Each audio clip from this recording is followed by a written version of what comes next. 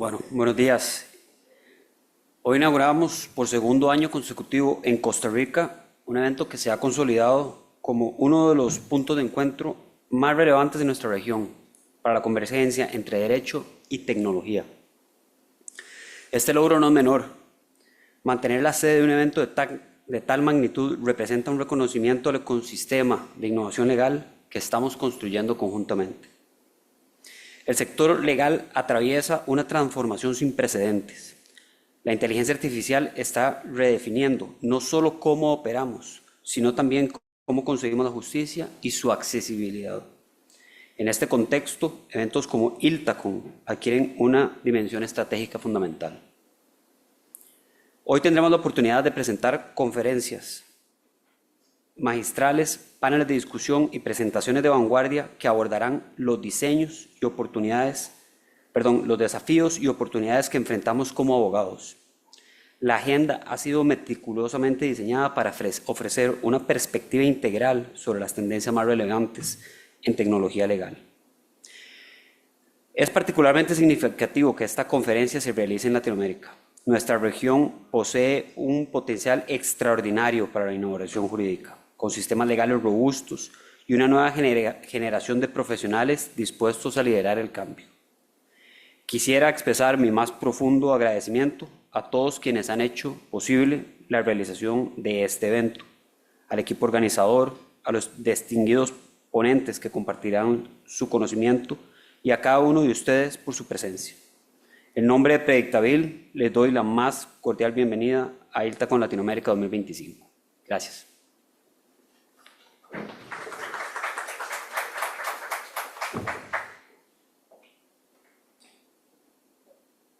Now let's receive the welcome from Evan Schenkbank.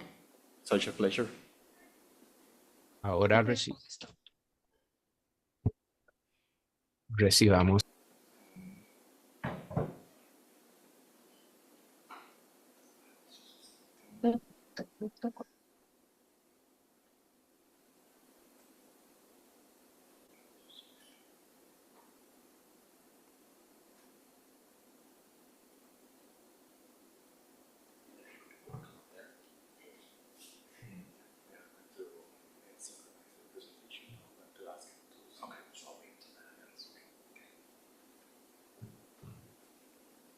Un minuto. Y lo siento que no hablo español, y por eso necesito hablar en inglés. Sorry. Just a minute. I apologize. I don't speak Spanish, and that's why I need to speak in English.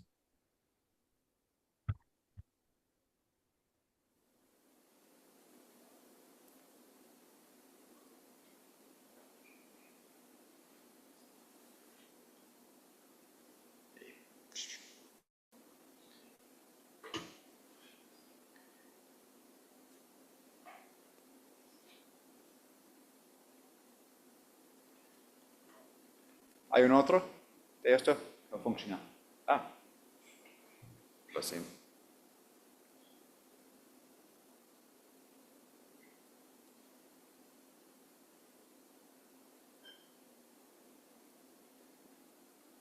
Is he controlling from back there?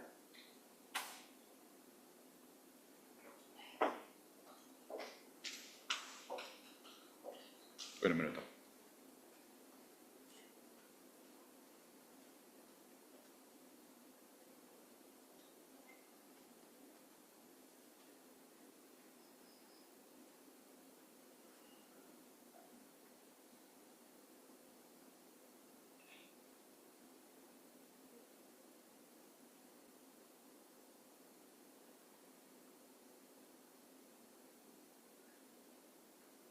Okay, are we good? All right, so thank you so much. So I'm Evan Schenkman. I am the Chief Knowledge and Innovation Officer at Fisher Phillips, which is a very large law firm focused just on labor and employment law, based in the US, but also with offices in Mexico and Tokyo. But I'm here right now to just talk all about ILTA, this great organization, and let you know a little bit more about that and to welcome you here. So what is ILTA? ILTA is an organization with people all around the world that are all joining together to help share the information and knowledge and experiences to be excellent folks in the world of legal technology. It has, this always impresses me, it has over 26,000 people just like us across the world that are all sharing information, sharing their thoughts, sharing their guidance, and so on. And it's volunteer-led. That means people like me are not, employed by ILTA. We're just people at law firms and legal technology companies, all providing our thoughts and our guidance, as well as a team of 20 or so actual staff folks that are also keeping things running. Okay, so what is ILTA about? ILTA has lots of different things they can offer. They can offer leadership information to help you grow in your profession. They can offer knowledge management services. They have special interest groups, which are things that can provide you guidance in a special area that you care about at your firm. It's going very quickly through these slides. One other thing I'd like to talk about is the mentorship program. Hold on one second, we're just catching up with the slides. The mentorship program is something that just started a few years ago, and it's a way to have people that have experience in the profession give back to people who are newer in the profession. So for instance, if any of you know Barbara Dagadem Rocha from Brazil, who is very involved in ILTA as well, I was her mentor 3 years ago, and one of the things that we discussed during that mentorship conversation was we need to have more ILTA events in South America and Latin America, and I think that's one of the reasons why we're now doing events like this, which is great. So ILTA really cares about you and what you all think and what you all need, and it's an organization really for us, powered by us. You can go to the next slide. ILTA also cares about your thoughts and what you know, and it puts out information for the rest of the community that comes from you. That could be articles, that could be, they have leadership stories that we're now also distributing, but essentially the big point here is it wants to know, what you need, and share that across the larger ILTA community.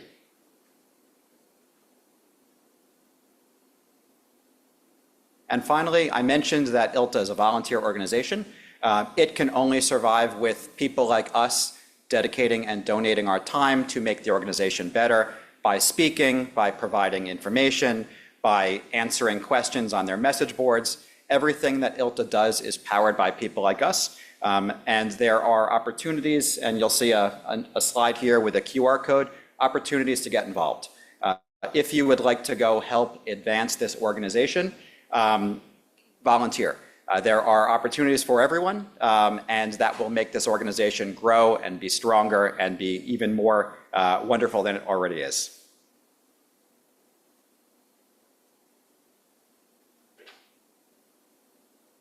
And it has many upcoming events. Obviously, this is great. We had one that was in Brazil a week or so ago. We have this one today, but we are literally all over the world with ILTA events. If you have offices throughout the world, suggest that people at your offices, wherever they are, will attend an ILTA event. You always will take away great information, great collaboration, network building, and opportunities to advance your career and make your firm an even better firm than it already is, thanks to all the great people and information you can get through ILTA. And right there, there are some QR codes. If you're interested in becoming a member of ILTA, you can click there. And if you're interested in volunteering, you can click there. But I really just want to welcome you all to this, this great event. I know we have terrific speakers. I'll be speaking at the end of the day, but I can't wait to hear everyone over the next few hours. And thank you again.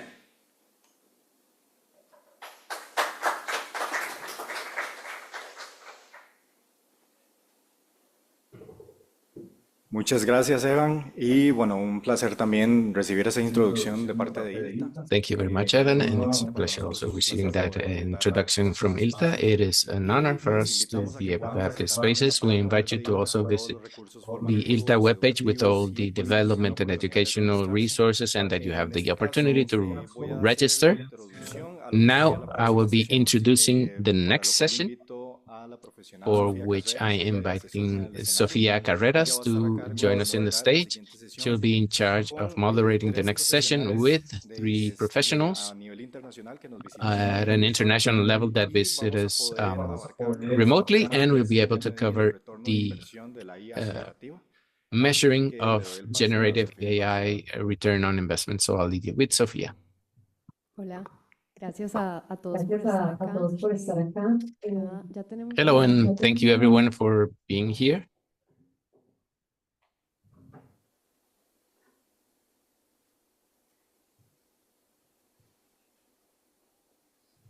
Okay, so welcome all. This part is going to be in English, as most of the speakers, that's their native language. So I welcome Andres Lacerna. Yeah, is he here? He's here? Yep, okay. Andres, he's a lawyer. He is regional manager for Latin America and Spain at Legito, has participated in document processes automation projects for law firms and legal departments in multiple industries. His practice consists of implementing transformation and process optimization projects based on the adoption of innovative technologies and methodologies. Also, Andrea Miskolski, she is the founder and director of Interalaya Consulting. This is a strategy and transformation advisory boutique for legal leaders.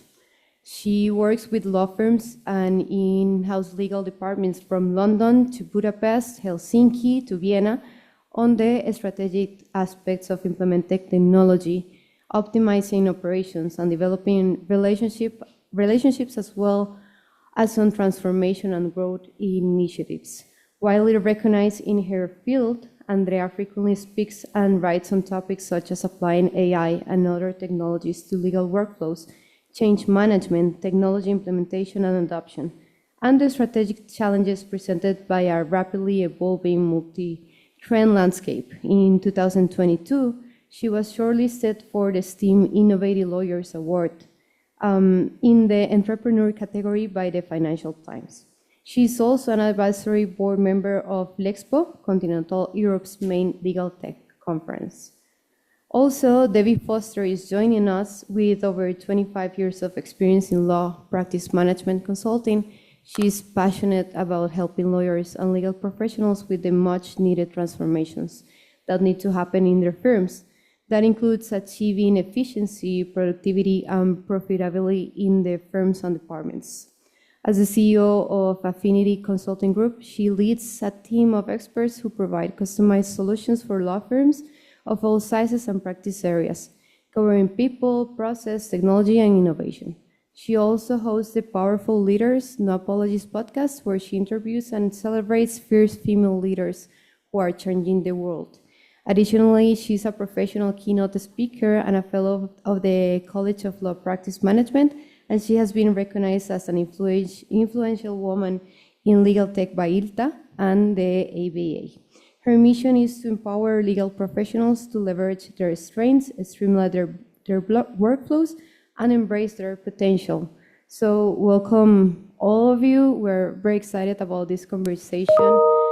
And I think before we dive in, we should quickly ground ourselves into the two key concepts behind today's conversation. That is the return on investment and the Gen AI. So return of investment is about understanding whether the value we get from something is worth what we put into it, right? It's not about just money, it's about efficiency, it's about long-term impact. And Gen AI refers to tools that can create content or perform tasks based on a prompt. That will be like generating text, summaries, or legal documents. As we will discuss today, is a fast evolving technology that's already transforming legal teams.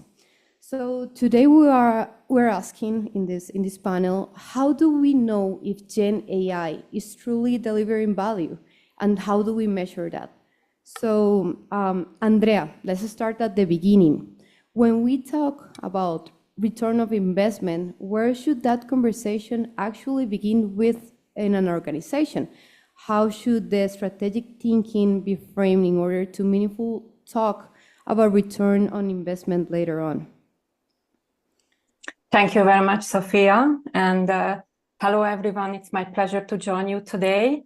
I'm honored to be part of this interesting and prestigious panel, part of the conversation. I join you today, by the way, from Vienna, Austria.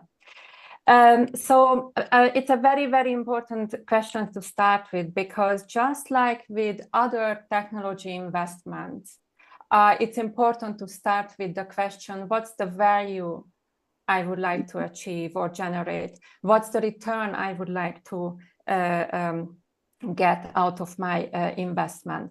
So I always have to start with such strategic questions.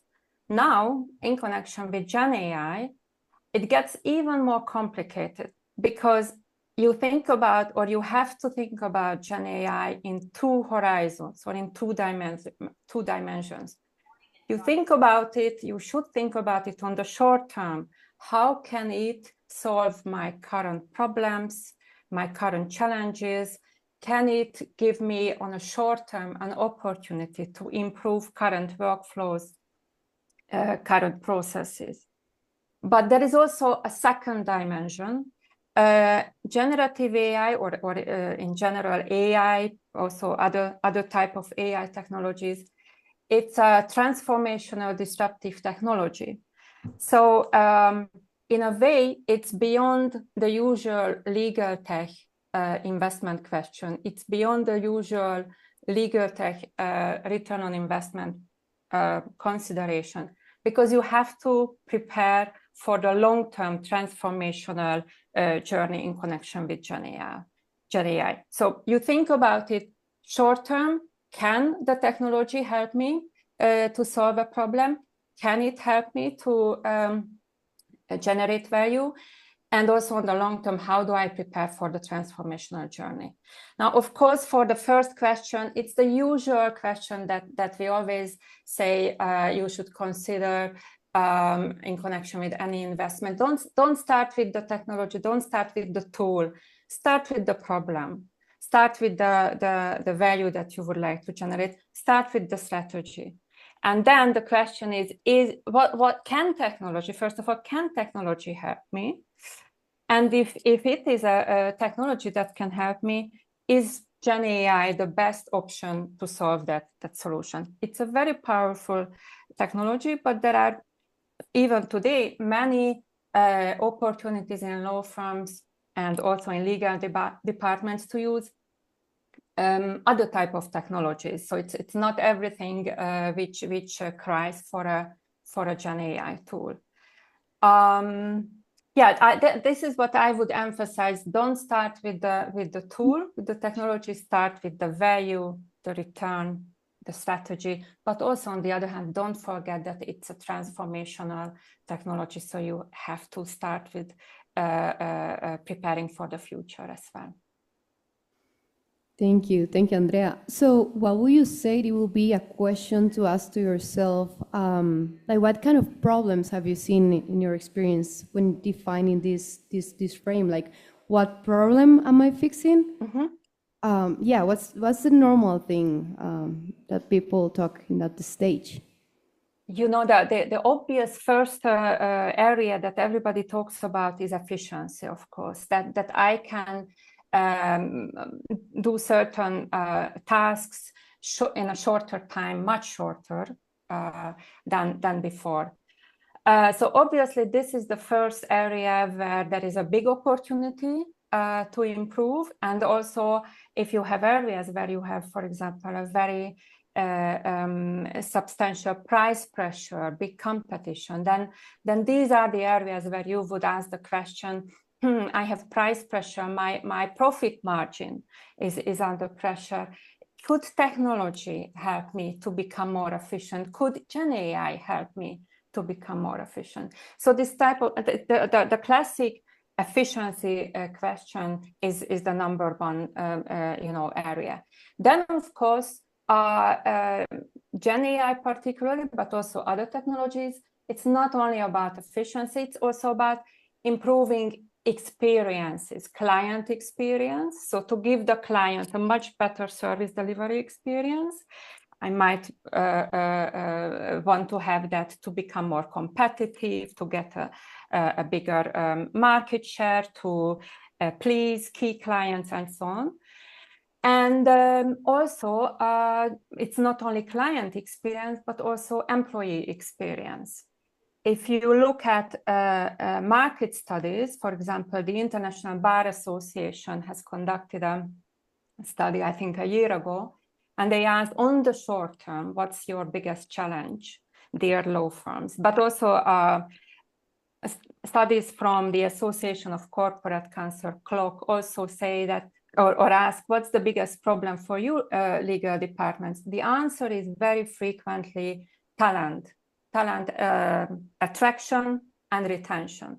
So if that's my biggest problem, of course, there are many methodologies, tools, strategies to tackle that challenge, but it can be part of that strategy could be that, for example, I improve the employee experience for my talent, and I shape the employee brand. I'm an innovative law firm. Come to me. Here you don't have to do repetitive work. You work with technology. You work with Gen AI. So it's not only efficiency, it's client experience, it's employee experience, and also maybe a third part, which is a little bit shows the direction of the long-term transformation. I know many law firms who implemented Gen AI tools because they say this is training. We train our people for the transformation. We give license to the entire organization, and basically we hope there is efficiency gain. We hope there are other improvements, but the number one goal that we are doing this is a training goal. Yeah. Thanks, Andrea. So return of investment, basically what you're saying is just isn't just a financial calculation at the end of a project. It starts with the way we define goals and choose tools based on that purpose. Thank you.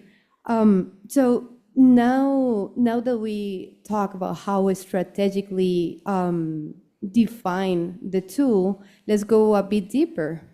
Andres, when we talk about Gen AI, what does return actually look like to you? Is it always financial, or can it take other forms?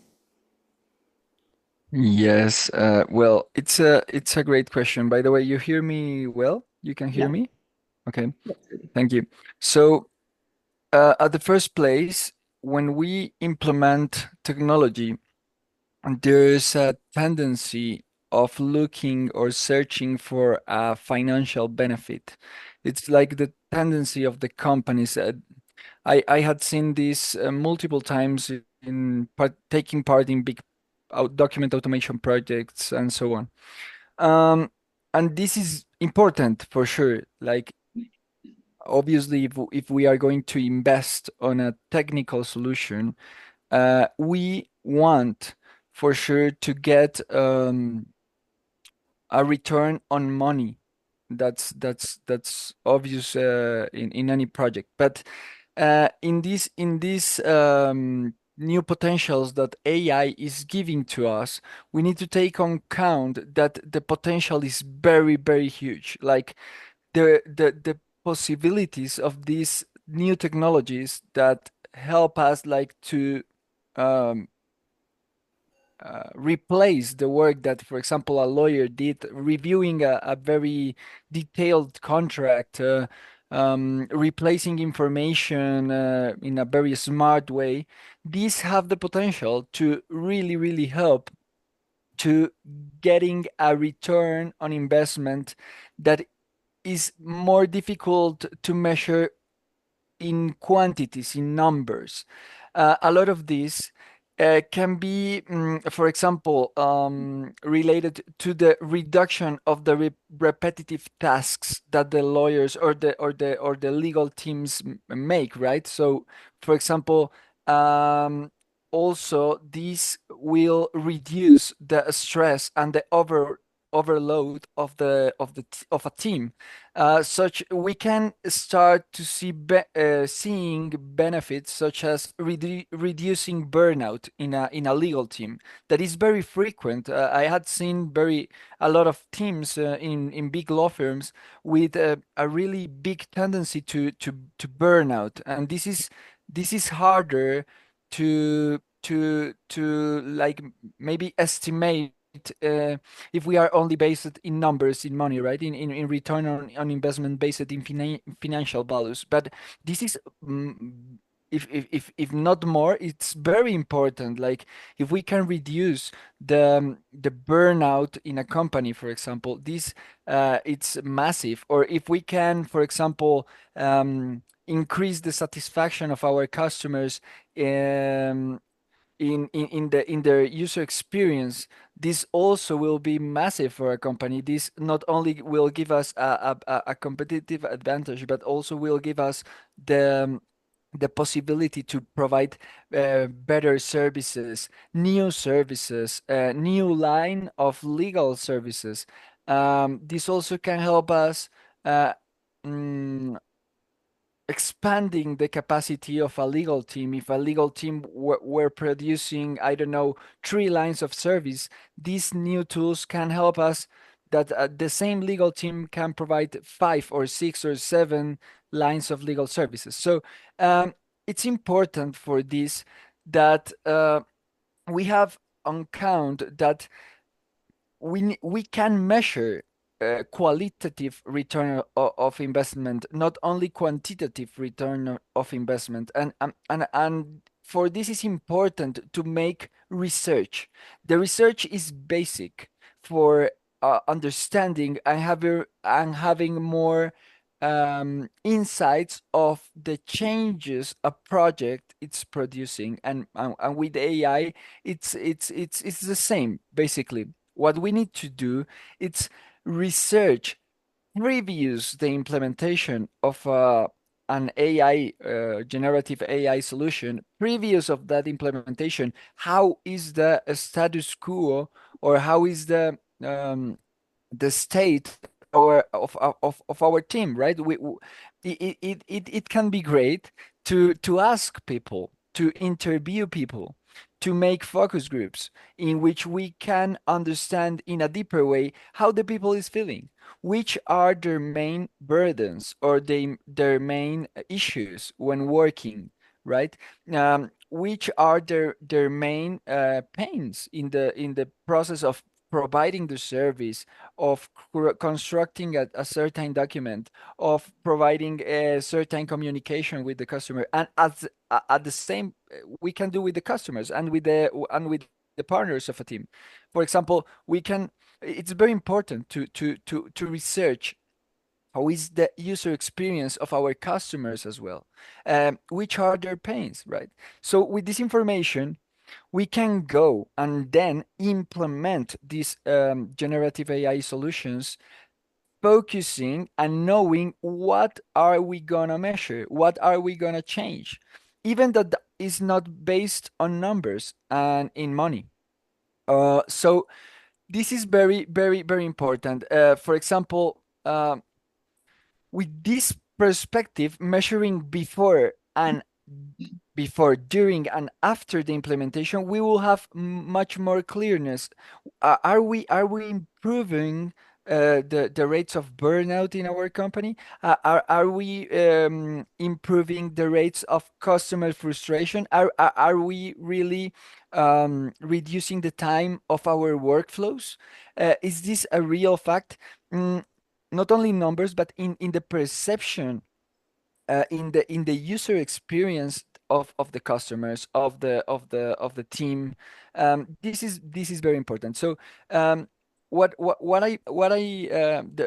point it, I would say that it's very, very important to make a deep research, not only quantitative but also qualitative. There's a very nice line of studies and academic proposals in the user experience research. And I would say that it's very important to align this with the implementation of generative AI projects and the return of investment. Great, Andres. It will be like happy lawyers, happy clients, right? Yes, yes. Debbie, for you, where should the Gen AI investment should begin? That's a great question. I will say it's refreshing to hear that the problems around the world are all the same, right? So I come to you from Miami, Florida today, and the challenges that I've heard both of you talk about are the same challenges that we're dealing with here. It really is different and yet the same. You know, for me, I think it's really important to connect together that return on investment comes from strategic change in a law firm, right? Implementing technology, as my colleagues have said, does not fix problems. And I think that if we're talking about where is the place that we start, it's really about getting people to believe that things can be done differently, more efficiently, and better, and that it gives us a different opportunity to serve our clients in an excellent way. And I love the point, Andrea, I think you made it about employees, about how do we make our law firms a better place to work, an easier place to work. And generative AI can do that, but it will fail miserably if we don't have people that believe that it should be done differently. And for me, that is the starting place, is how do we get a group of believers together to say, we're going to tackle how generative AI can make a difference in how we deliver services. When we talk about the concept of measurement, it simply is about time and about expedient delivery of those services. What does that look like for us? And so when we work with a client on a project like this, I'm not typically saying, how do we get your law firm to embrace generative AI? I'm saying, can you introduce me to Stefan, the lawyer who runs your corporate department, who is already a believer? Can we work with that person to understand friction, pain points? What do we do over and over again? What's hard? And then can we measure how long that work takes? Can we talk about how we reimagine how that work gets done? And then what tool might help us get there? Can we invest in that tool, really invest in the process reimagination, and then tell the story of what it looked like before and what it looks like after and what the impact was? Because return on investment isn't just about dollars. That's a part of it. We want to tell the dollar story, but we want to tell the client experience story. We want to tell the employee experience story. And maybe more than anything, we want to tell the story about how our firms can more consistently deliver legal services empowered with generative AI. I'm sure that this is true no matter where you go. When I bring on a new employee to a firm and I say, welcome to our firm, you're going to work with these 4 lawyers, they all do it differently. Good luck. I hope that you figure it all out pretty quickly and you're able to switch gears. That makes it a really hard place to work. And I think that if we think about the opportunities that generative AI brings to the table for our law firms, it's not just doing it better. It's doing it more consistently, doing it more efficiently, getting that belief in a new way of thinking about how work gets done, and then applying the technology to tell a story that things are better financially, from a client service perspective, from an employee experience perspective. And if we don't think about all of those things, we're not going to experience the return on investment in the most impactful way that we can. Thank you, Debbie. It's really interesting. I see the 3 of you, looks like all of you are talking about the return can be financial, operational, and also human. So now that we define the return and it's very clear, how do we know if it's actually happening? Like how can we really measure it? Andrea, yesterday you were talking about the importance of having soft data like surveys with clients. Can you tell us a little bit about that? Yeah. So basically, what I think is important, and it's not easy, but it's important to have benchmarking data that you can measure against. So if you don't have any data about how much does it take for you to, I don't know, to review 50 documents, then it's difficult to show the impact. How much did it take you now with generative AI? Now, of course, maybe it's not the best idea or best example, because we know that generative AI can review documents much faster than humans. But what my point is that ideally you have basic data that you benchmark against. For example, client feedback before and after changing the client experience with Gen AI or other type of technology. Employee experience feedback, or your brand, employer brand. Have I climbed a little bit up? What's the data in connection with my talent attraction? Do I get more applicants? So basically, it's always the best practice is always to have data about the situation that you have before you introduce technology. And just if I may also connect to what Debbie said, I fully agree that you should find those champions, those believers, those Stephans and Stephanies. And as Debbie mentioned, it's important that what they have as a use case is important for the firm. And I just wanted to emphasize it because I've seen it in several law firms where the innovation teams went the easy way and started to work with senior associates maybe who were completely open and enthusiastic and believers, but their business cases, their use cases were not so important for the business. So make sure Stefan or Stephanie is a believer, but also make sure that all the other lawyers, partners, listen to what Stefan and Stephanie will say in connection with the return on investment, the before and after. What did we have before? Maybe with data, hopefully with data, and after. Perfect. Yeah. So also that data helps for the strategy you mentioned before, like getting to know where is the flaw, what you can fix with AI, and then implementing data works for that purpose as well. Debbie, will you say it could be measured by lowering prices or something more financial? Yeah. So, I have conversations regularly with our clients around, well, that's great. You're going to help me implement a tool that definitely alleviates from some pain from me, but you're also telling me that something that currently takes me 5 hours, that I can bill 5 hours for, is only going to take me 1 hour. So the only way for me to make the same amount of money is to do 5 times as much work, but just do it more efficiently, right? And that is a struggle with the business model of the billable hour, which we've all been talking about since like 1984. I don't know, the beginning of time. And so maybe, to Andrea's point, we focus on areas like our flat rate work and our work that we're already value billing, and we start there to be able to tell the story.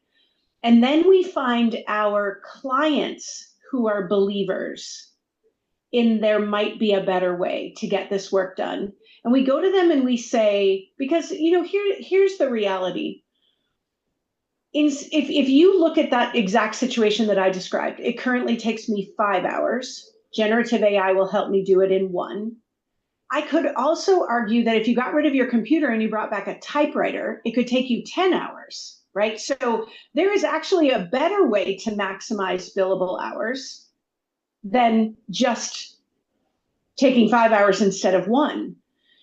if we can convince people to understand that efficiency matters, and we can convince our clients that efficiency matters, we can find a way to save the client money, increase our profit margins, and have a better quality of life and a better work product. So if the thing that took you 5 hours and you build 5 hours for now takes 1, maybe you build the equivalent of 2.5 hours. Your profit margin goes up, your client's expenses go down, and it's a win-win across the board. But it's a matter of figuring out how you find the right mix of the believers internally and the believers at your client, especially for the work that has primarily been focused on billable hours. But I think that for firms that are working in transactional practices or more business to consumer, where you're doing estate planning or landlord tenant work or employment work on the employer side, there are opportunities to say this one thing costs this many dollars instead of this one thing is going to take somewhere between 5 and 10 hours, and this is my hourly rate. And from a law firm perspective, we're talking about risk shift. The risk of it'll take me however long it takes me at this hourly rate is all on the client. The risk of it's going to cost you $1,000 is all on me as the law firm to do it efficiently. But we have to be willing to talk about those things. And sometimes that's really hard because it's the business model of the law firm. It's how our lawyers get paid. It's how we value people. It's how we set expectations for them coming in. So the challenge is greater than just the financial transaction of one particular thing. It is really challenging how we think about the business of the practice of law. Yeah. Andres, what are your thoughts on this? How do you approach measuring whether that return is really being delivered? Yes, Debbie's intervention and Andrea's interventions put me to thought about something that for me it's very important. It's we have a tendency of optimizing what we are already doing, right? So if we are doing lease agreements and we have a template and we have a process for creating lease agreements, for example, we tend to think, how can I do faster this process that we are doing for creating these lease agreements, right? But the thing is that these technologies are so revolutioning, so innovative that I think that what we need to start thinking is what we need to change, how we can change this process, what new services we can create, how we can serve better our customers, how we can give a better workflow to our team, right? So maybe a very important thing is to start addressing, as Andreas was putting at the beginning of our intervention, where are the potential issues to be optimized? Which are the pains? I think that this is very, very important. We need to research which are the pains, which are the struggles of the clients, of the customers, of the team, and how we can create new solutions to overcome this. And I think that this is very related also with the democratization of legal services, with the generation of new legal services, of the generation of new workflow processes, and so on. So I will say that this is super important, like taking on our scope a broader view that allow us to see not what we are doing, how we can do it better, but also how we can serve better with these new tools, how we can expand our lines of services, not only for like optimizing our current indicators, but also how we can create new ones, new indicators, right? So yeah, I think that this is the only thing that I should put there to complement what Debbie and Andrea put it before. Thank you. Yeah, it's about efficiency, people being happier on both sides. And being brave enough to see that there is a solution on something that we are used to. What Debbie said, it was interesting. You know, people is used to work in certain way, and now is on us to change our minds and be open, see the problems, and then see how the solutions come with the tools. I know that three of you have worked in implementing technologies in legal departments. And I mean, I would like to know the challenges and success stories. I don't know, Andrea, you want to start with this?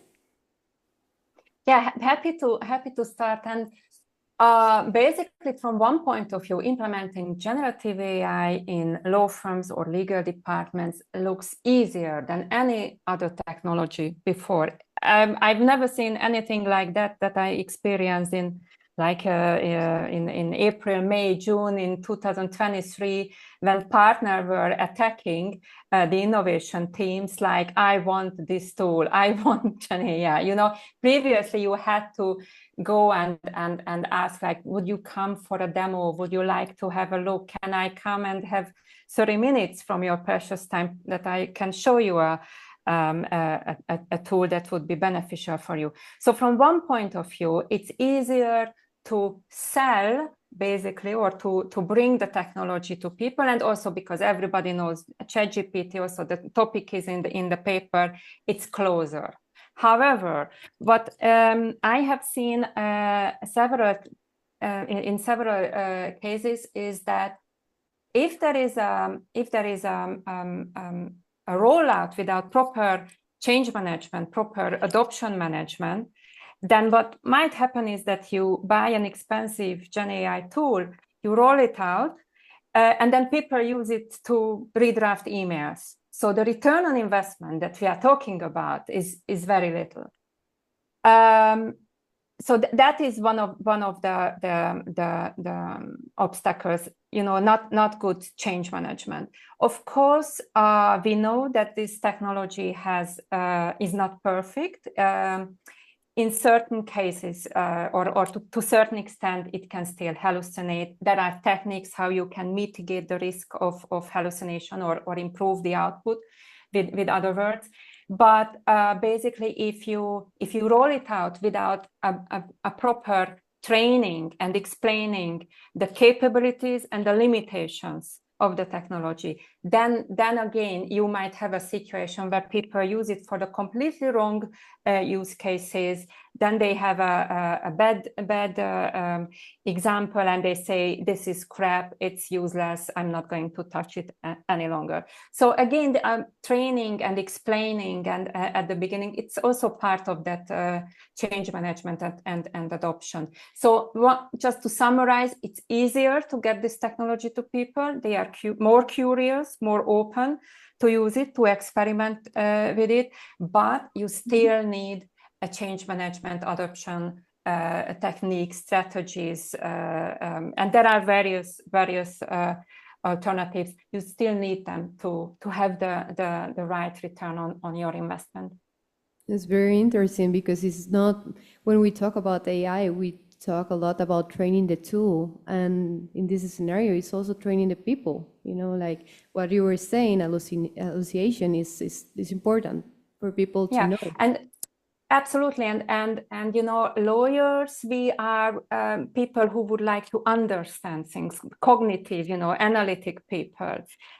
Of course, you will not be able to explain them the smallest details of large language models, and this is not what you should aim for, but you have to explain the technology, and again, the limitations, the capabilities, so that they see what they can do with it, what they can't and shouldn't do with it.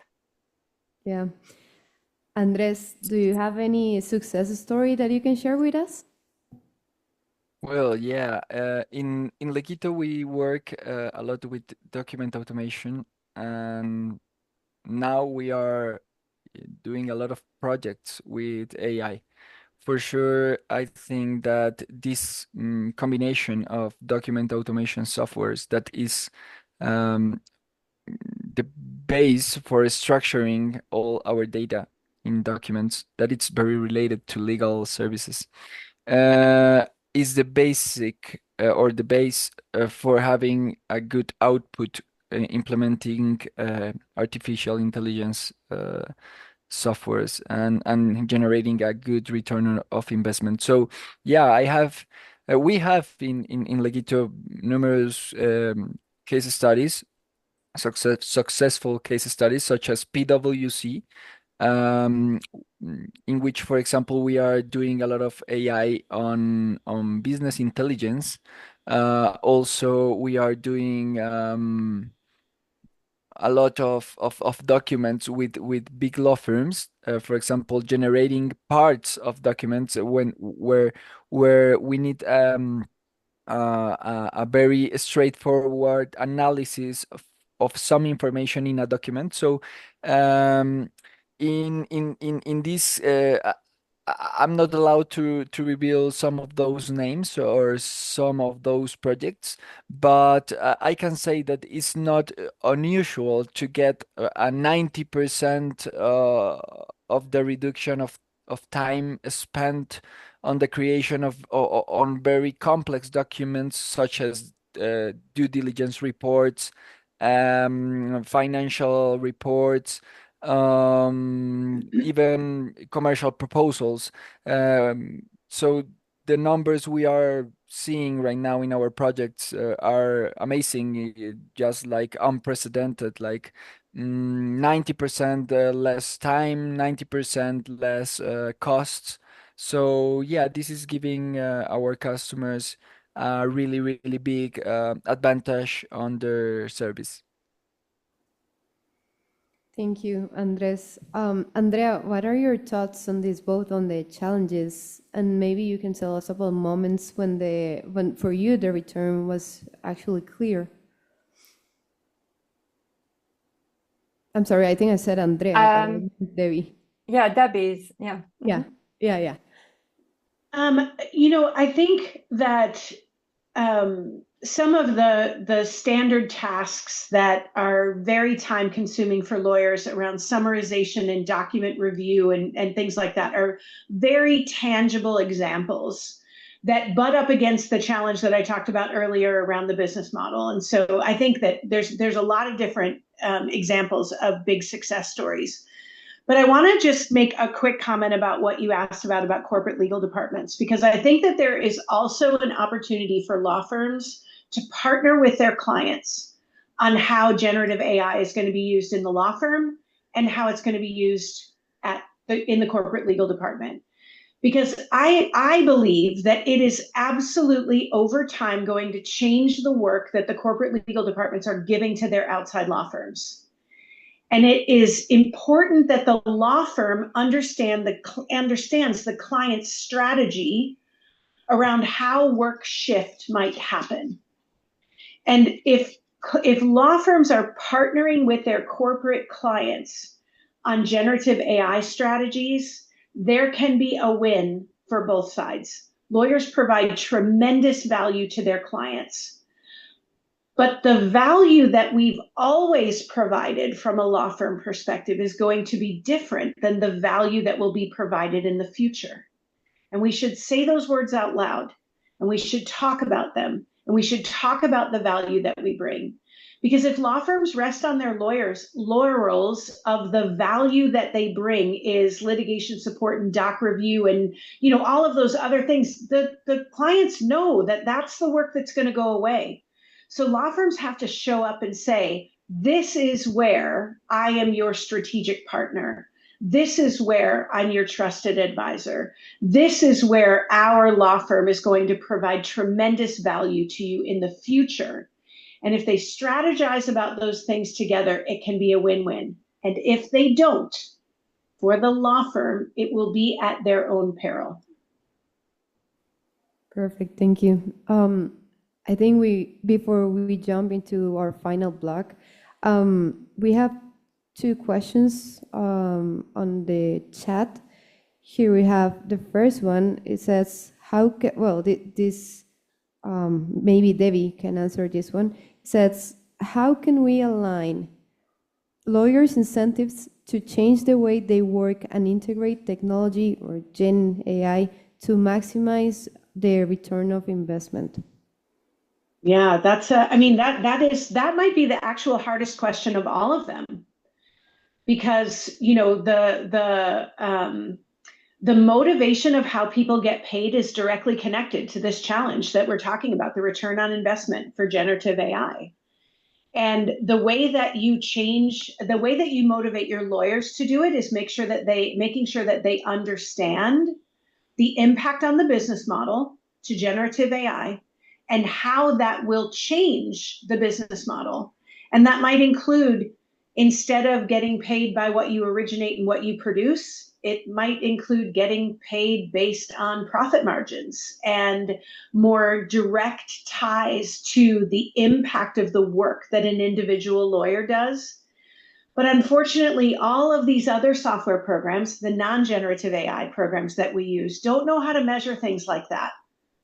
And so now we're talking about, where's the strategy coming into the business of law in how to make all of this work together? I don't have the actual answer to that question, because if I did, I don't know, I'd probably be on a beach somewhere. I'd have sold that answer to someone else and I'd be on a beach somewhere.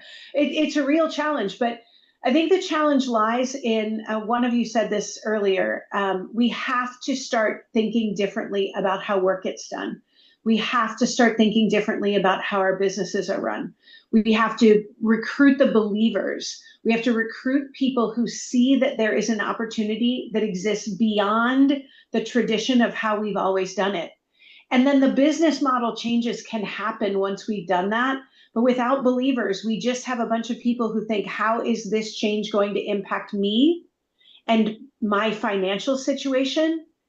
And that concept of agency is very, very hard to figure out how the number one stakeholder, the law firm, gets the most attention paid to it instead of the individual stakeholders, which are the equity partners and the lawyers in the law firm, who get paid according to a business model that might not make sense in the future. Yeah. Oh, yeah. And also it's very interesting to try to change the mindset that this technology is not going to replace you. It's going to make your life easier, right? We have another question. It says, this one is for Andrea. It says, how can this investment be justified and encouraged in the government sector where the return is not financial? I think for the government sector, you have to argue on the second dimension, the long-term transformational dimension. Governments, regulators particularly, have a very, very important role in this transformation. And my question is, how can you regulate something that you are not allowed to use? Or how can you regulate something that you don't understand in the practice? So this is one of my main arguments when I talk to regulatory bodies, regulatory authorities, that they should implement in their own organization generative AI, not because they are under pressure to be more efficient. Some of them are, some of them not, but their people have to understand this technology to be able to regulate or not to regulate. Don't over-regulate, but regulate to the extent that it's necessary. So of course I wouldn't go with the efficiency. The kind of client experience and talent experience or employee experience argument would also be valid, of course, in the government sector. I'm sure talent attraction, retainment is a topic. So the better the environment you build, working environment, the happier your employees are, the more talent is coming to you. And of course, it's important that you have a good experience for the people who are using your governmental services. Yeah. Well, it's like democracy should rely on efficiency. So I think that will be a good reason. And for Andres, what are the approach what's the approach that should be taken at the training level for lawyers? Yes, I guess that it have many levels. At one level, it's important to know that the best way to learn or to adopt this kind of technologies and abilities is through practice.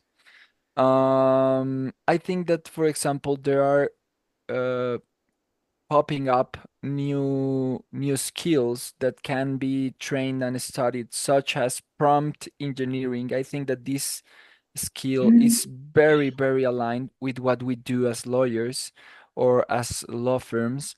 And it's very important for nowadays if we are going to be involved in legal tech projects of Gen AI to have people in our team that knows about this, about prompt engineering. I think that this is very important because is understanding the way in which these generative AI solutions uh, get the information, structure the information, process the information, and give us an output. So basically, we can have a super advanced quantum Gen AI system, but if we don't ask properly, the system would not give us a proper answer. So I will guess that this is super important to have. Also, I think that it's important to start getting skills not only in generative AI, but also in innovation, in design, in workflows, in user experience, in communication, because all of this is related with the new ways of legal processes. So I think that it's important for us to learn about all of this, how legal innovation works, which skills are important, and maybe we don't need to study all of this by ourselves, but have a team, a multidisciplinary team, a team like made from by designers, by engineers, by software developers, by copies, by well, I think that this is very important to have on count. Yeah. Well, thank you all of you. It's been great. And just as a final block, um, I think we will all love to hear from the three of you two things. The first one, how do you see legal and tech leaders shaping the way we define and measure the return of investment? And the second one, if there is one thing you hope people take away from this conversation, what would it be? Just a short space. So, Debbie, let's start with you. I hope that one takeaway from this is if you haven't started yet, start small and find one place where you can make an impact and then tell that story over and over and over again. It feels so big to try to transform an entire business. I mean, it feels big to transform an industry. I'd say just, starting small is the thing that I think is really important. And I know we're short on time, so I'll leave that as my final parting words. Thank you, Debbie. Andrea. So a short answer to your first question, legal and tech leaders. I'm very happy to see a very open and transparent conversation going on. There are many conferences, people are very open. There are thought leaders who are sharing their thoughts, law firms sharing use cases, a couple of consultants are very open about their views. Conversations like this, I think it's a very good sign that the industry is open and transparent and talking about this. Of course, as in every change within the organizations, the leadership has an enormous role to lead this. I don't have to go into details of that. In connection with your second question, what I hope people take away. I agree with Debbie that start small, but also I would say like start. Clients are assuming that law firms are using this. I work with in-house teams as well. They are assuming that law firms are using this. They would like law firms to be transparent about it. So don't just wait. And one third point, if I may mention, something that we haven't really discussed, but it's a very, very crucial point, and maybe another panel will cover it in detail. The role of data and knowledge that you have is very important in this transformation. Gen AI is just as good as the data it has or had access to. So that is like maybe a bridge to another conversation or another conference. The role of data. Don't underestimate that. Thank you, Andrea. Andres, your turn. Well, just some final thoughts. I can see in the practice that all these huge advances in technology are are generating a paradox, and is that it's getting us back to the human part, right? So I would say that in my experience, the best results in the projects that we implemented are the projects that are focused and are generating human benefits, like uh, generating emotional, mental, relational, familiar benefits. So if we have happy people, if we have people that lives with joy, this will get us abundance in our company, for our customers, and for everything. So I will say that it's important to focus on this, like not only which is the best solution for doing the most we can. No, I would say let's focus on helping people to be better, not only our team, not only the customers, but all of us. Thank you. Well, yeah, when we talk about the return of investment, we can't expect to see a real return if we're not clear on where we are actually investing. And I don't mean the tool itself is the area we are trying to improve. Is it time? Is it quality, consistency, client experience, or team capacity? Without that clarity, we're basically measuring blindly. And at the same time, this return of investment is not about just money. So thank you all, and thank you all people here and online who join us on this conversation. Muchísimas Thank you. gracias. Agradecemos su participación y también a la población virtual. Thank you very much. We appreciate your participation. Also, those joining us remotely, we're going to have a break until 10:55, and hope we'll be on time to get started. I hope to see you in the future.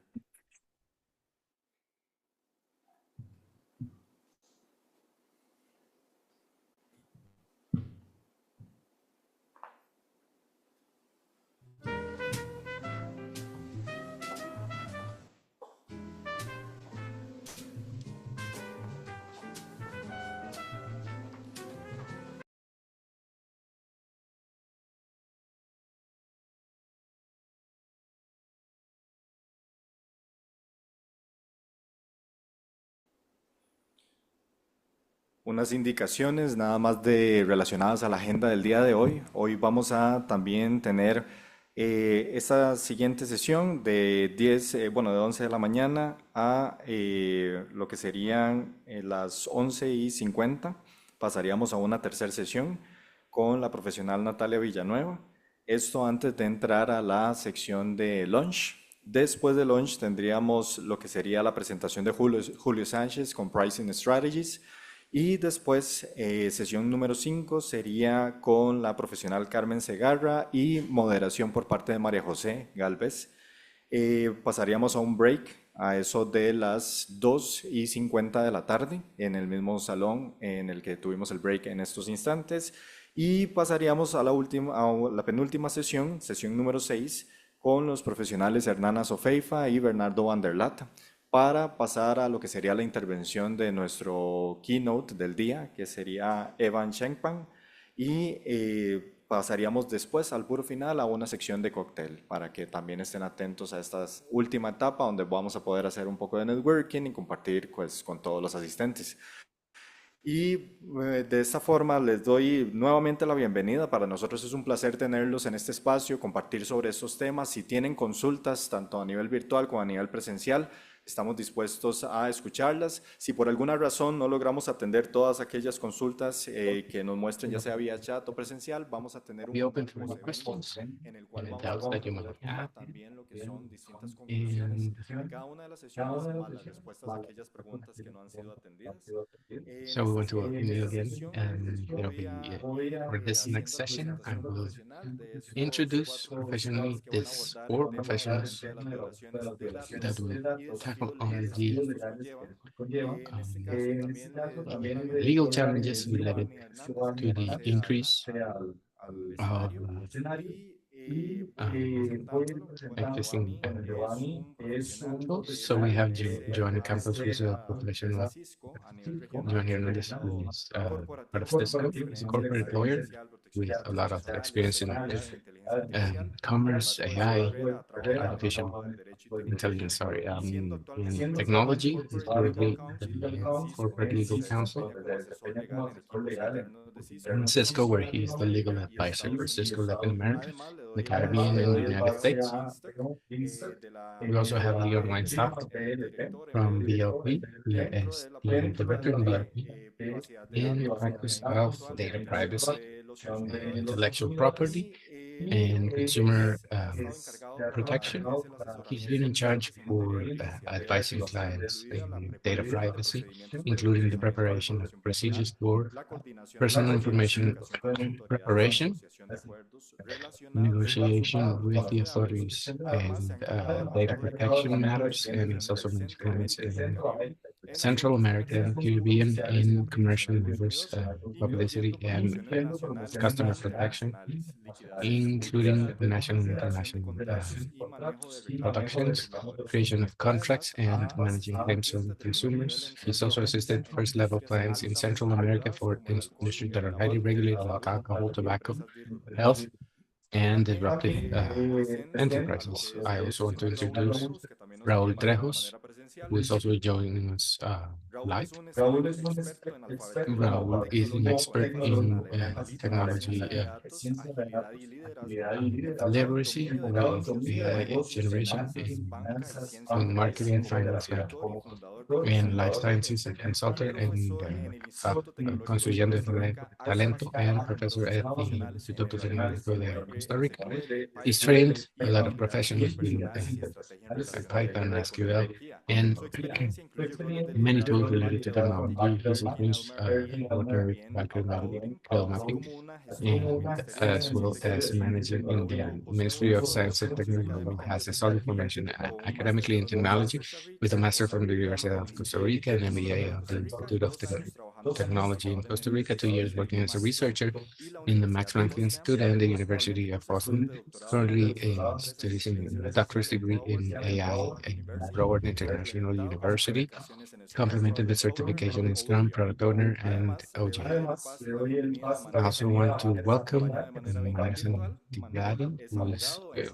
joining abogado us y es remotely. He's a profesor lawyer en in the Department negociaciones y of disputas de Litigation and derechos Resolution of en Disputes España. for Imports Incorporó in en Clifford Spain, Chance en and 2012 incorporated y in está Clifford Chance in especializado en 2012, protección and de is datos, specialized in data ciberseguridad, derecho processing, del consumidor, cybersecurity, litigios mercantiles y customer rights, competencias desleales. En el ámbito de la uh, protección de datos, asesora mercantile a empresas litigation, nacionales e and in data internacionales, protection, tanto he desde advises. perspectivas National estrictamente and de derecho international comes from corporativo como en el perspectives contexto de violaciones de datos programming y and sanciones impuestas por las legal autoridades de control, breaches and así como en los sanctions imposed recursos y by los recursos authorities of ante las control autoridades as españolas. resources Juan L. es profesor presented asociado en to el módulo de protección de datos Spanish courts. He's a master in especialización en Derecho de las TIC, um, redes sociales y propiedad intelectual de law software. data. También es Is profesor en otras also a instituciones como professor in la other Superior de institutions as the Economía Superior y Institute Economía of de Salamanca, donde Rights imparte and docencia en el máster de Economy in Administración de Salamanca. Nuevas He's a master Tecnologías. in the Además, es rights autor de of varios new artículos technologies. en He's also protección de datos, author of several artículos publications in data escritos en processing and artículos participated para in the conectividad y buenas problem of the prácticas en el Watch for cumplimiento Proactivity and Good del Processes in RGPD compliance y la Ley of Orgánica de Protección de RGPD Datos, and the Organic Law of artículos Data otorgados Transaction of por la Agencia 2022, Española de Protección de Datos. granted by Le the damos National un aplauso Authority a of estas Data Protection in gentes. Spain. We want to welcome all the speakers. Muy bienvenidos sean todos. En esta Welcome, mesa everybody. hablaremos In de this este round fenómeno que table, we're obliga going o to be abre las talking brechas de datos about personales. the Empecemos phenomenon, y the algo gaps fundamental in para las personal data. organizaciones, saber We're going to cuándo begin with existe una brecha something de datos very personales fundamental y for qué es una brecha de organizations, datos personales. De when esta to forma le doy la know bienvenida nuevamente a what Giovanni. is a personal information gap. I welcome Giovanni again. So, good morning, everyone. I want to acknowledge INTA for this invitation, the bar for allowing us to be here today. So with regard to what is a personal data gap, I would like to start using one of the definitions given internationally with regard to protection of personal data, which is the General Regulations of Personal Data of the European Union that establishes in Article 4 what refers to personal data gaps, which is simply inefficient security that leads to the destruction, the alteration of personal data, the undue use or non-authorized use of these. In Costa Rica, we do not use this definition. However, in the regulations with regard to the treatment of personal data in Article 38, we do find this concept to duly regulated, which establishes what is security with regard to this. When we approve any incident that has to do with personal data. In the Congress, we now have enough the protection of personal data, which is básicamente vamos a hablar con so this is a way of integrating the regulations of the European Union, tropicalized a little bit to the Costa Rican context. And all of these definitions in the end is the same concept, which is the alteration of personal data. I would like to give you an example of all of these definitions. So let's think that for a moment, we're going to be thinking about an employee receives an email apparently from the accounting area of the organization and requesting that goes into this link because they need to update a specific process, and this employee enters and doesn't assure himself that this is a legitimate email from the company. And so the person goes in with the username and credentials of the organization, and the attackers, that phishing email, they are able to come into the confidential information of the organization, extracting data related to the clients, the employees, even bank accounts. So we need to conceptualize what is a breach of personal data, for example. We need to find out. So thank you, Giovanni. I would also like to give the floor to Manuel to learn about the perspective from Fain.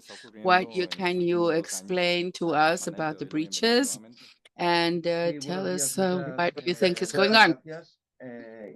So good morning. Thank you very much, and thank you for the invitation.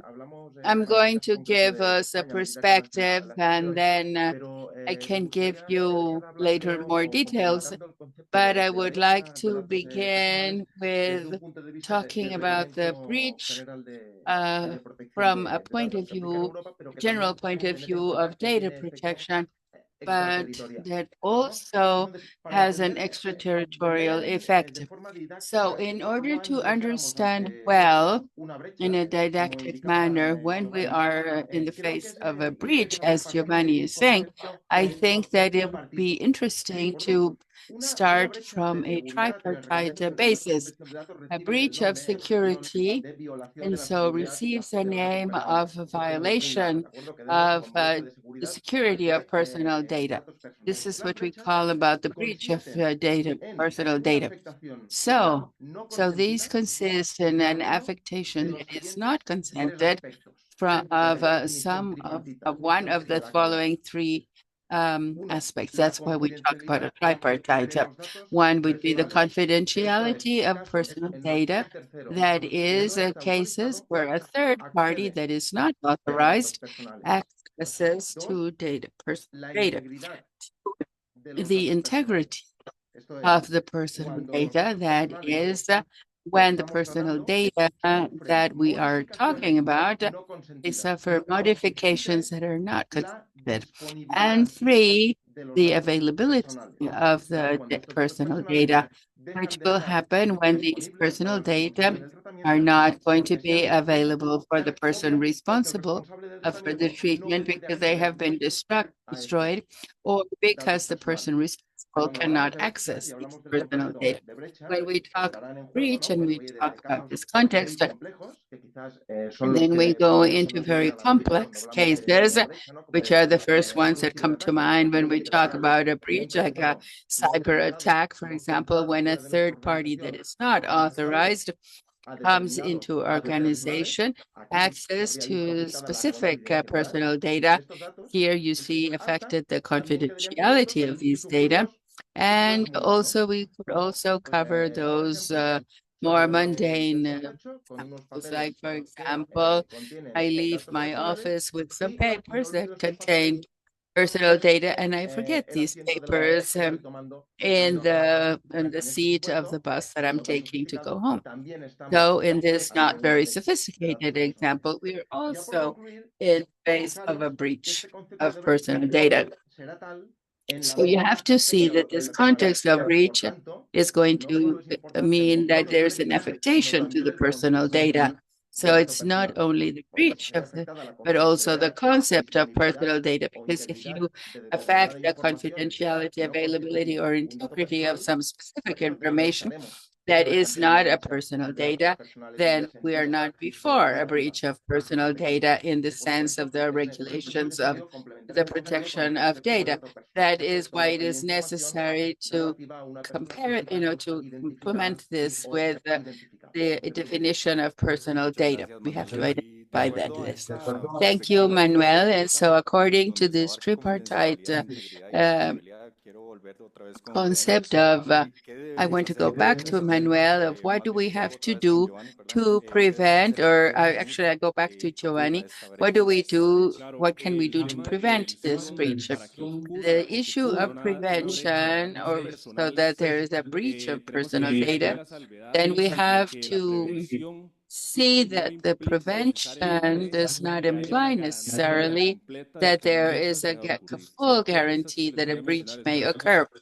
And so these examples that I'm going to tell you that organizations can adopt object of the law of data protection, which are in our criteria, are timely measures to mitigate possibility of a breach of personal data.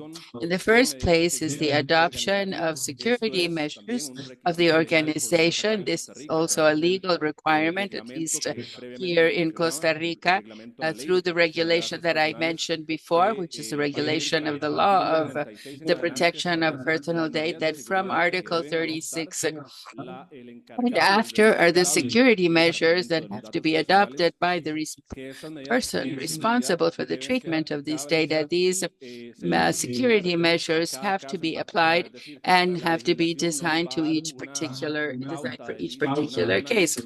So, for example, we have to have an exhaustive list of measures that the organizations have to adopt. There isn't a list like that, but also we have to have particular things where you have to have lawyers and engineers, experts in the protection of personal data, of measures that have to be adopted by each organization. Here in Costa Rica, through this regulation, these have to be recorded or registered with the office in charge of the protection of personal data. A second part is raising the awareness amongst the staff or the personnel, no matter what position you hold in an organization, but we have to have the necessary precautions to guarantee the security of the information.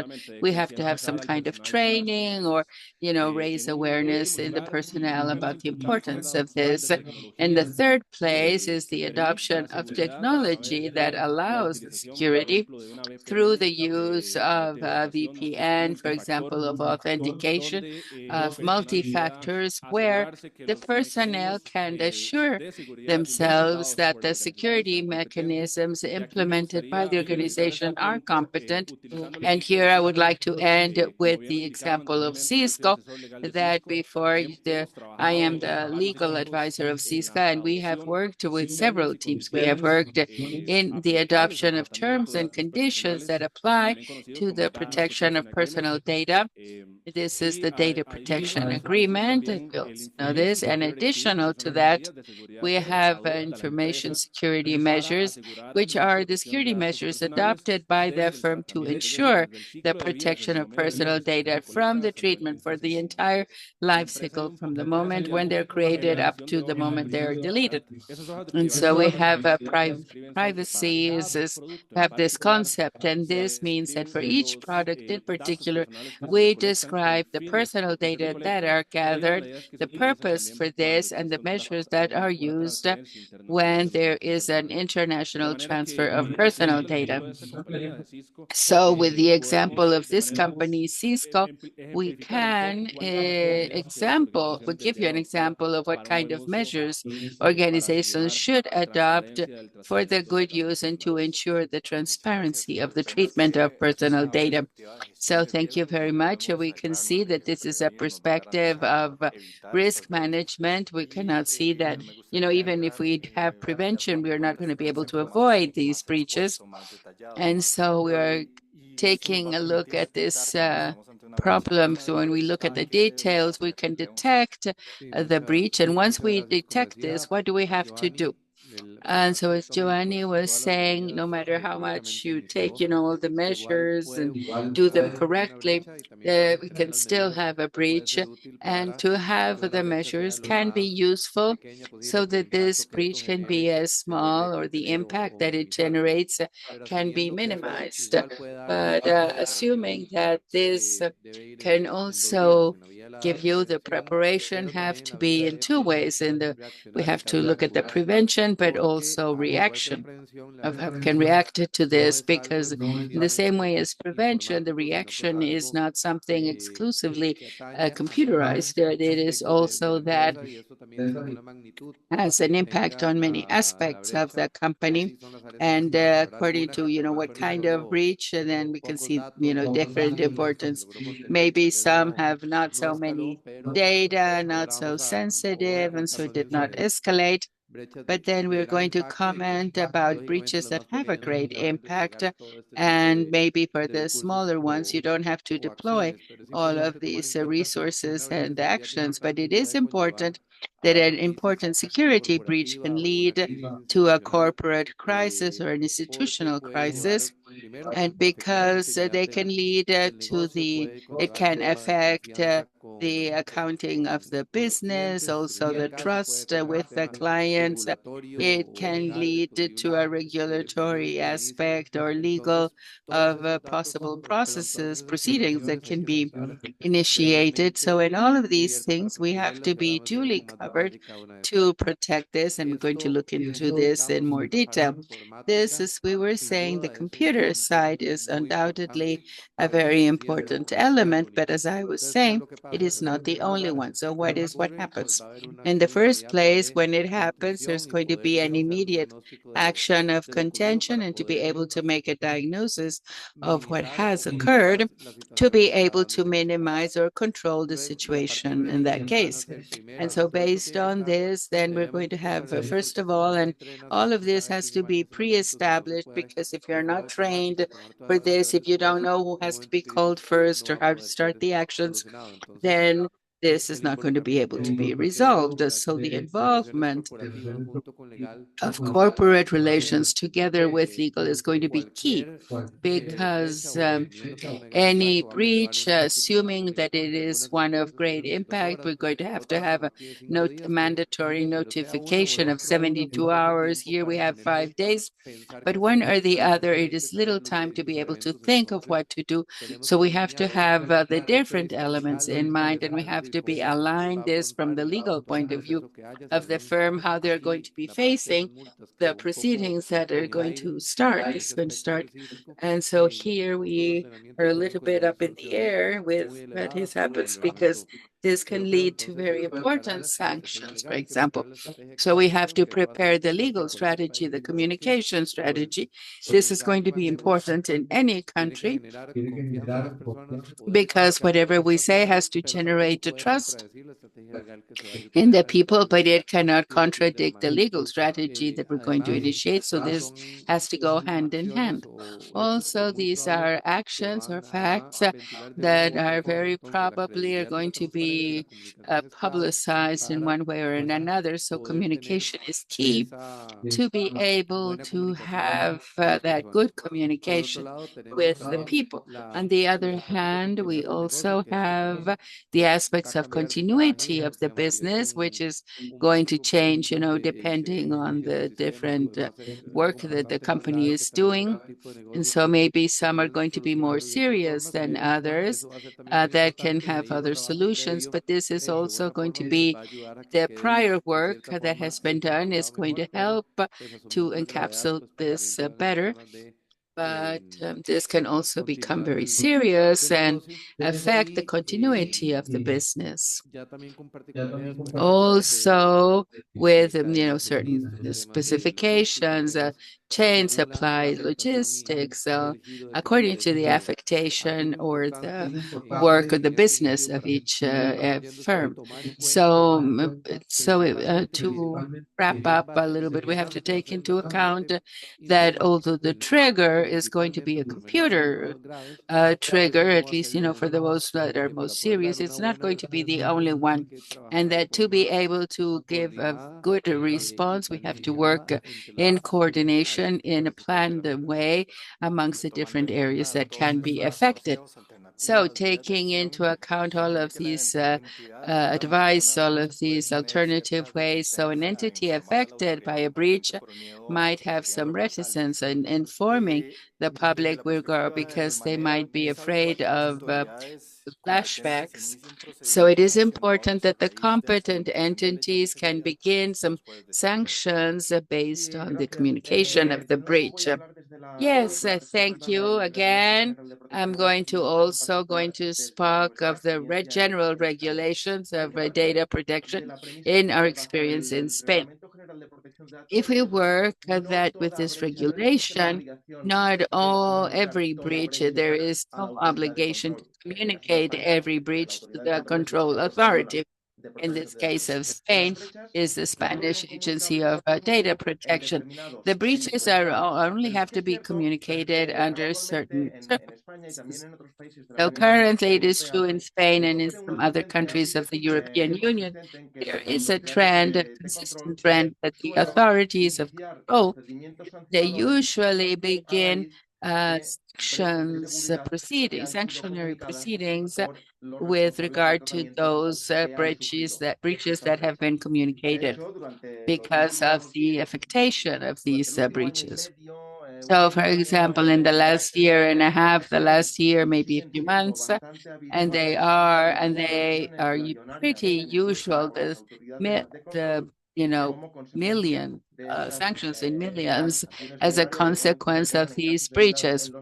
And so, for example, in the cases where the breach has been originated by a cyber attack. So in these cases, the Spanish Agency of Data Protection has considered many times that the firm that is responsible for the treatment of data who suffered this breach had not adopted the security measures that were appropriate to prevent that breach. And so therefore has imposed a sanction for not complying with the existing obligation of adopting the security measures. And so obviously, and given the question that Pablo was making, it is logical that the specific responsible people, of this breach, before of this, they are hesitant to communicate the breach because I say I have to communicate the breach, but I know if I do it, might get sanctions because I have not adopted the appropriate security measures to prevent the breach. So in any case, we must not lose sight that communicating the breach with the assumptions that we have is an obligation itself, and therefore not communicating the breach because you're afraid of whiplashes and things like that. It's not complying with the law of protection of personal data if the control authority hears about it. So the obligation is to always communicate the breach in the cases where it is mandatory according to what the regulation provides.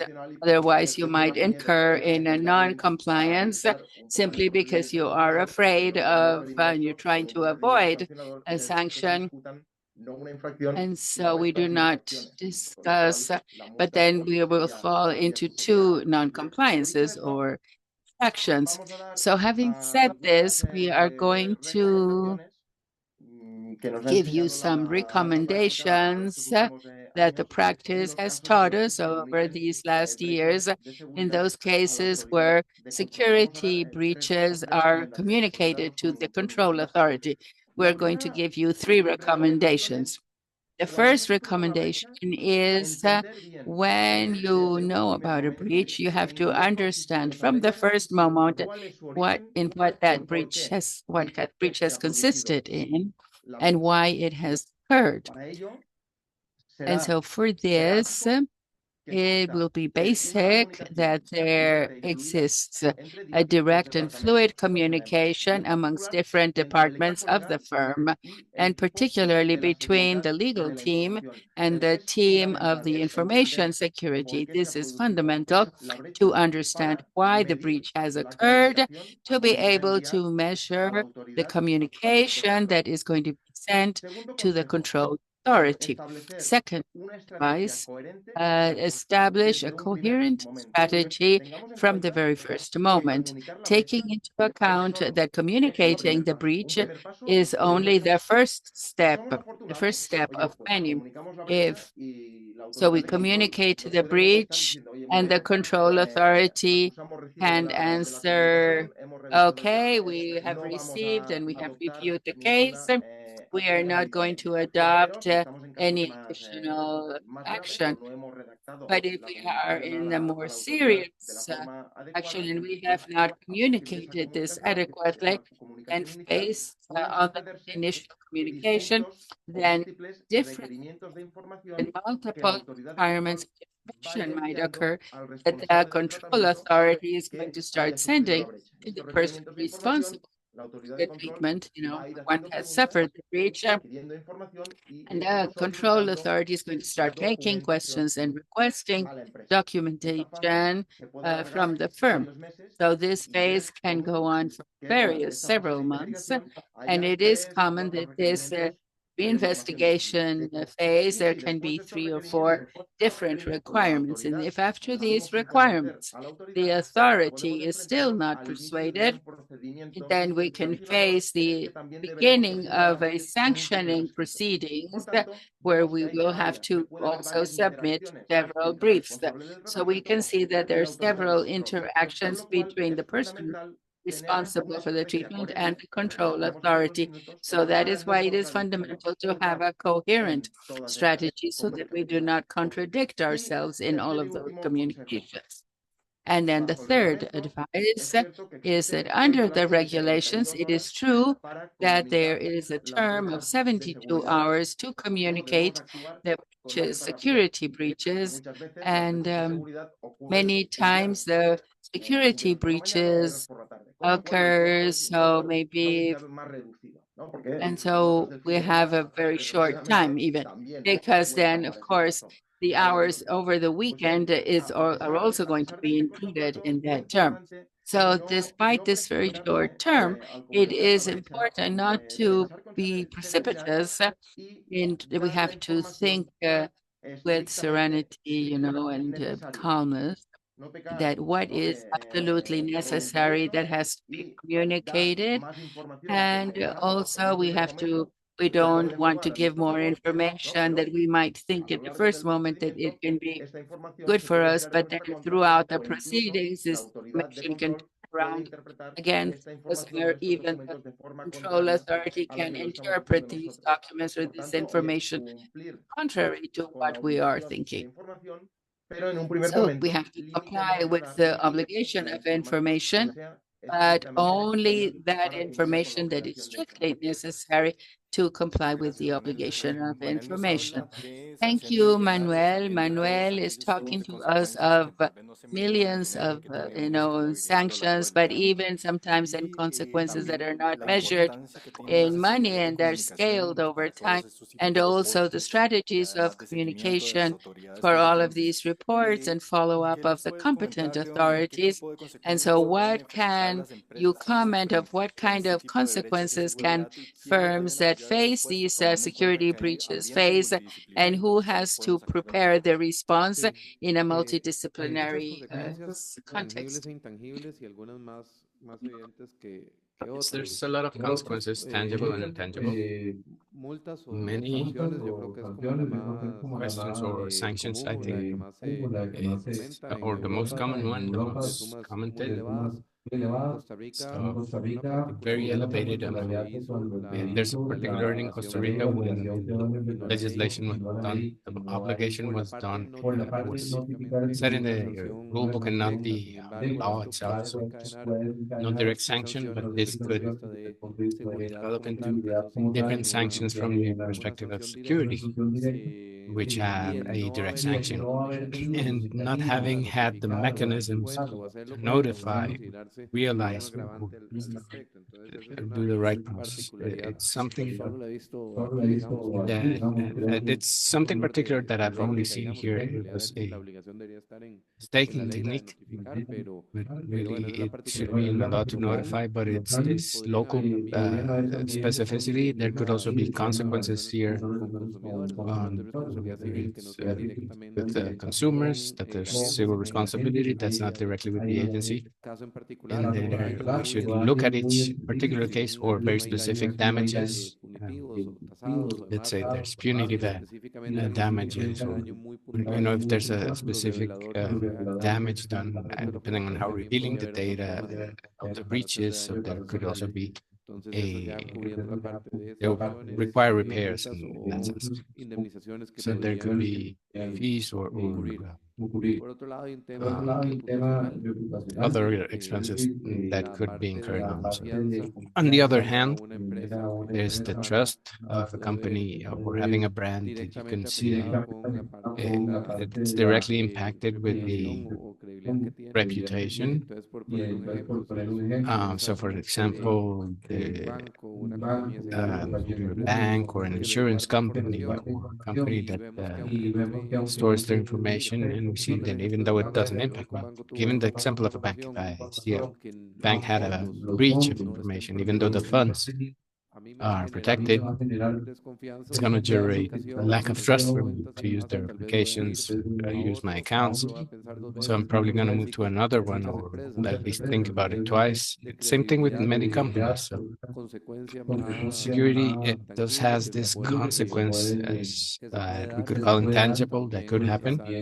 And that's also something important to take into account. Another issue with loss of information, depending on the type of prior preparation and timing, there could be loss of information, which researching that is difficult, investigating.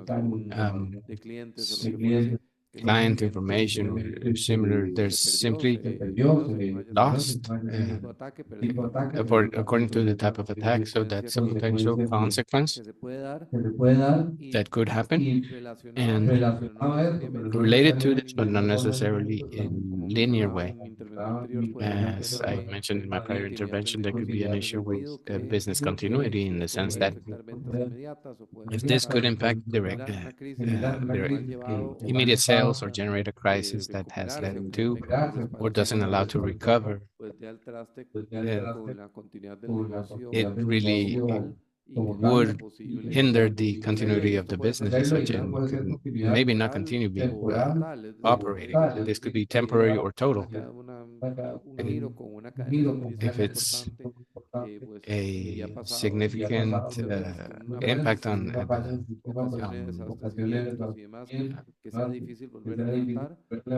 during the change, it could severely impact and could be difficult to put back to work, and they could also, take more time than necessary in that sense. Thank you very much. And moving to a more technical aspect, we've talked about measures in different scenarios with intangible and tangible consequences. Raul, what is the current trend in terms of cyber attacks? Have you detected any type of attack that's been used with more frequency lately? Let's see, in terms of frequency, I couldn't really give you that data point specifically, but with the emerging technologies that have been revolutionizing everything recently, there is one case that I think it's worth it. It's digital cloning of people. There's a very famous case in Japan where they clone a person.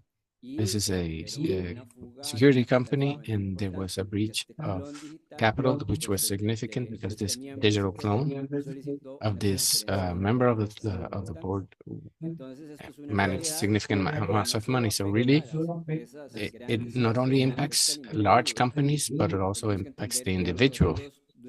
We need to understand that we have released a lot of information to unofficial means and messages, for example, and they could clone our voice or our image, which is something technically easy to do. And that's why as families, as individuals, we need to have protocols, because literally someone could call saying that they kidnapped a family member. They put the voice of that family member, and it's the same voice. We're gonna not recognize the difference. So we need to have security protocols in our houses, and we should be able to defend from this type of attacks that will continue increasing. Perfect.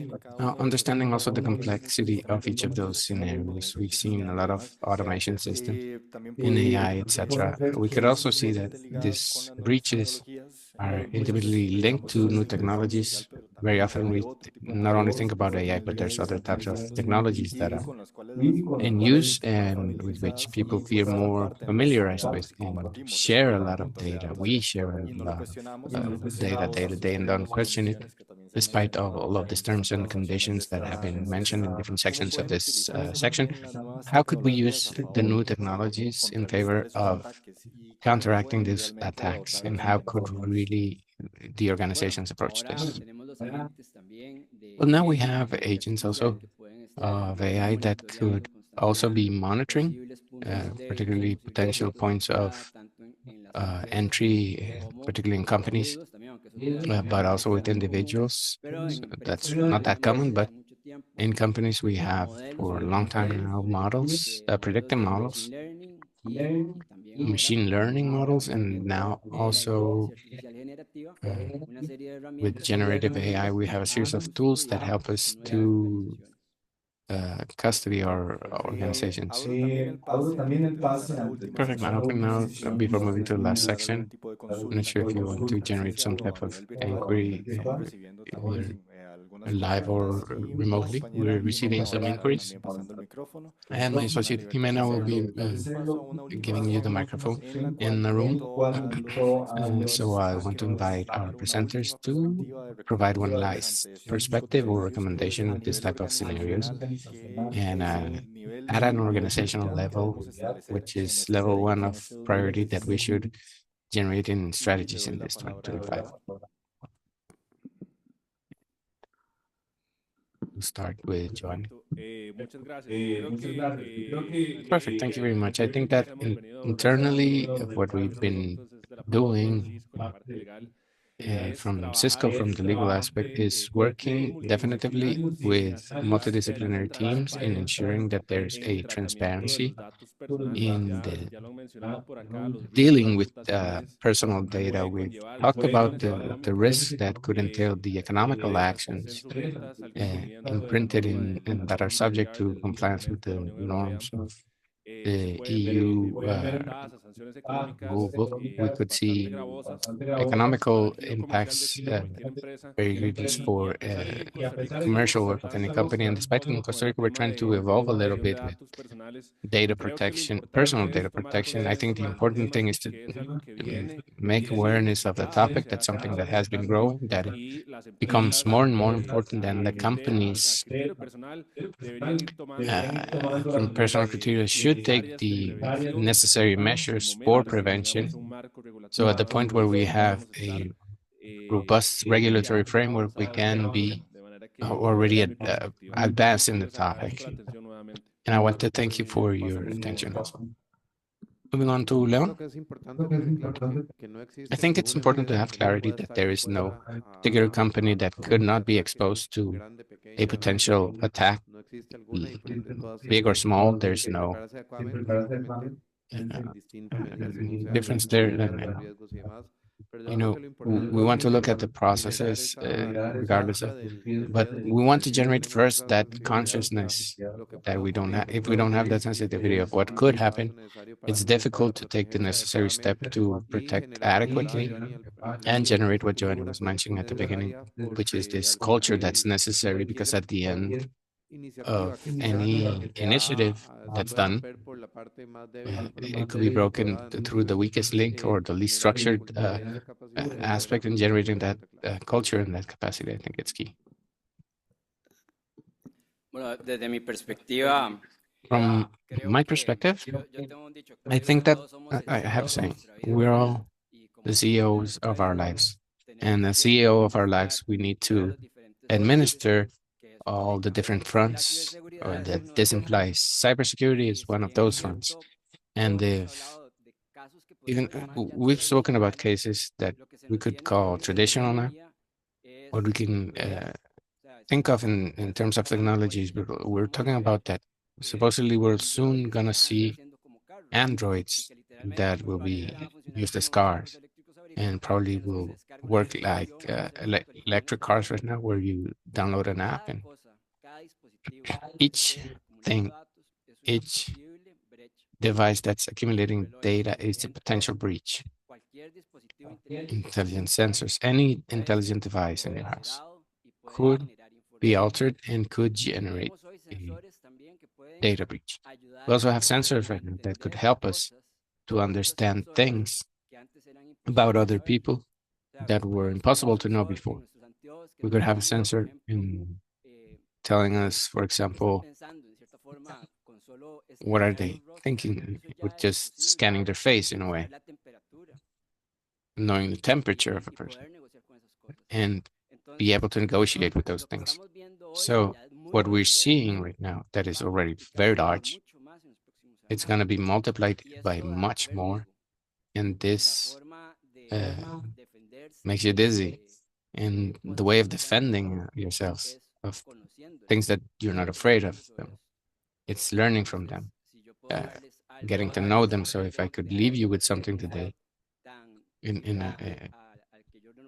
such a different form to that I'm usually attending, it's get involved in the topic, get involved in technology, try to understand it. You don't need to learn how to program, but try to understand technology and the implications that it could have in your lives. Because we're facing a revolution that's impressive, where there's new things every day. And all of this could be very useful tools, but could also be potential risks for us and our families. Perfecto, muchas gracias. Manel. Thank you very much. Muchas gracias. Manuel? Dos últimos, Yes, thank you very much. mensajes. Two Primero, final la messages. protección de datos es un área First, que está data íntimamente protection is an ligada a area la that is tecnología. intimately Como decía, linked to Raúl, technology. ¿no? Y la tecnología As Raul was saying, está en and constante technology is in Las constant brechas de seguridad, evolution. a su vez, The se data producen security cuando breaches se superan los happen medios de seguridad when que una you organización surpass the implementa. security Por measures tanto, that an el organization primer has mensaje implemented. es que Therefore, estas medidas de the seguridad first message is that these también security deben estar measures en constante should evolución also be para in adaptarse constant a evolution los cambios to adapt tecnológicos. to the Y además, changes, no existe technological el riesgo changes. cero, como antes decía alguno de los otros ponentes de esta That doesn't ponencia, exist. Risk pero is zero, debemos as hacer todo we lo que said esté en before, but nuestras manos we need para to do minimizar, everything para that no is in our arriesgar hands por to lo menos minimize una the brecha de potential seguridad. of a Segundo security breach mensaje que happening. quería dejar, The second y message yo that I creo que wanted viene to más leave dado in a this raíz de is, vivencias I think it's more personales linked to en la gestión de brechas personal de beliefs referencia. in Cuando se produce una security brecha de breach seguridad management. de When cierto we look at the calado, security breach todos of son a certain nervios, extent, muchas organizaciones no están some acostumbradas a nervousness, a este lot of tipo organizations are not de used brechas, to suffering this type entonces se of pueden generar breaches. ciertas So tensiones, there los could be distintos certain departamentos dentro tensions, different de la misma departments empresa within the tienen same company intereses have que en algún momento pueden interests chocar, ¿no? Porque, that por at ejemplo, one point or cuando another estamos could hablando clash. de For example, when redactar we're talking about comunicaciones para redacting informar a las personas communications afectadas to dentro de una inform brecha, tal people vez será impacted due to a breach, la misma opinión la que tenga el departamento legal, it won't be el the que same opinion from the ¿no? legal cumplirá a department than rajatabla con lo que nos dice la normativa en cuanto al contenido de esa comunicación, que la opinión according o to el the interés que tiene el regulations and the departamento content of that de marketing. Pues que a lo would mejor be quieren different to bajar el what tono the de marketing la team would comunicación have. They may para be able to hacerla más ligera. lower the tone of the ¿Por qué hablo de communication estas to make it tensiones? more light. Porque Why do I como speak cuando se about produce una this? brecha, Because debemos actuar when a breach con happens, rapidez, we need to es act importante tener quickly. implementados de It is antemano important to have protocolos implemented before que protocols establezcan quién tiene, that qué departamento, qué establish personal tiene who el poder has or which department, de which person decisión has the power ante ciertas to tesituras decide que se puedan llegar a with plantear this durante certain el proceso situation that we consistente stated en la during construcción that de esa consistent process in empresa. the communication. That's also Muchas relevant. gracias, Manel. Les Perfect. invitamos a Thank you todos very los much, Manel. participantes And we invite all of our virtuales y participants presencialmente que puedan remotely. compartir cuáles serían sus And perspectivas o recomendaciones para also, you todos hear estos temas what que is your definieron perspective or ustedes recommendations for this topic, a nivel de datos, ciencia de and particularly datos, about tanto a nivel técnico, a nivel breaches jurídico, a in nivel tal vez más data and legal, a technical level, para and tomar maybe a en more cuenta las legal próximas perspective sesiones. to Muchas take gracias into también account a for the Giovanni, next León, Raúl sessions. y Thank you también very a much, Manel. Giovanni, Por Leon, este Raúl, and also espacio les Manel, damos un for caluroso this aplauso. space. We're going to give them a warm applause.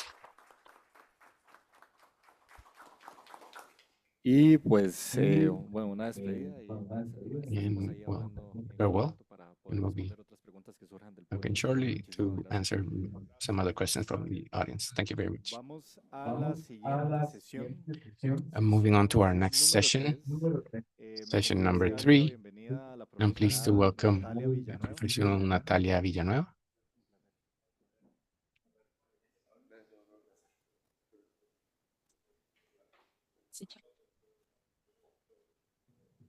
Yes, we are pleased to welcome.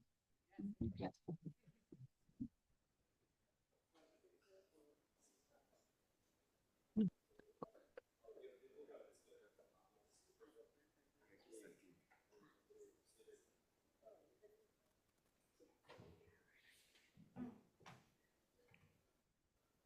Nada más les comento que después de esta sesión Just to vamos a mention, after tener this una session, pequeña we're going to have a short pause for lunch.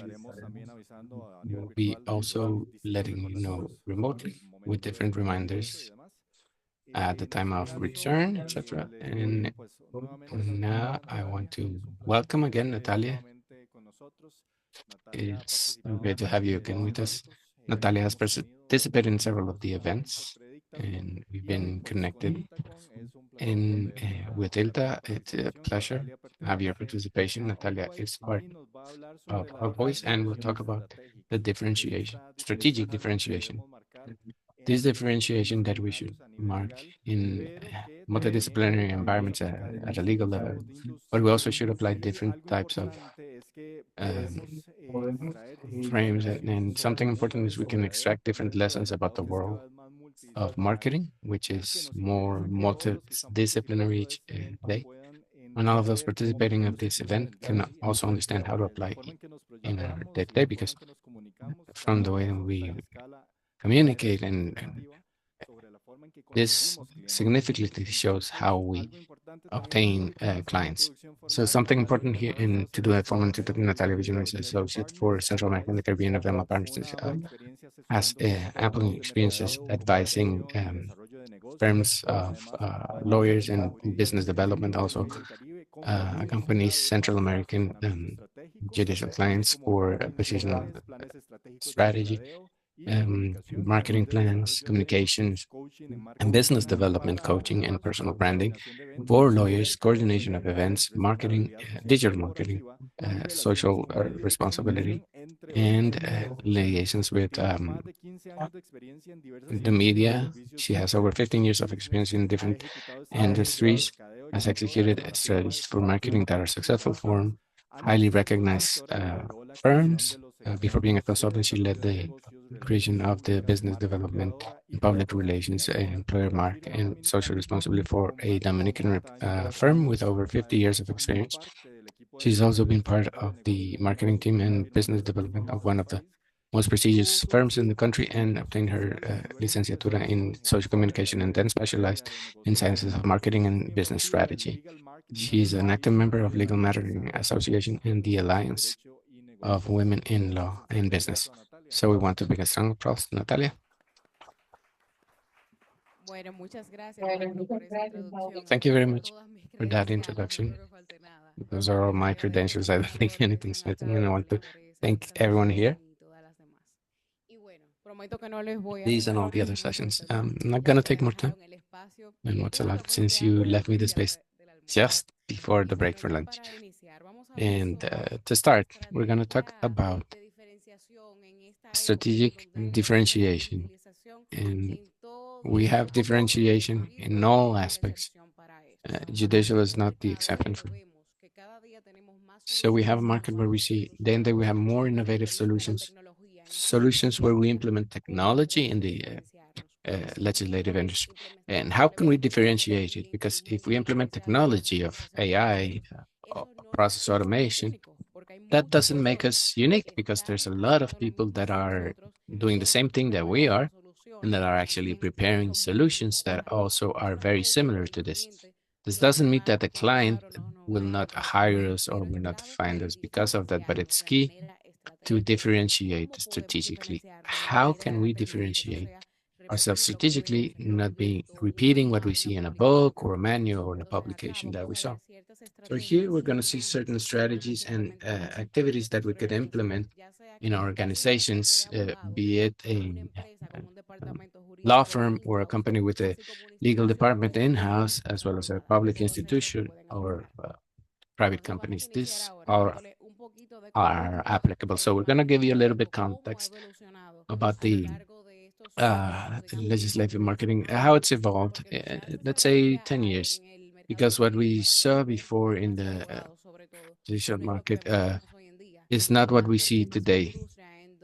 And even more so because this is an industry perhaps being more conservative, and you're afraid of making certain changes that could benefit our strategies.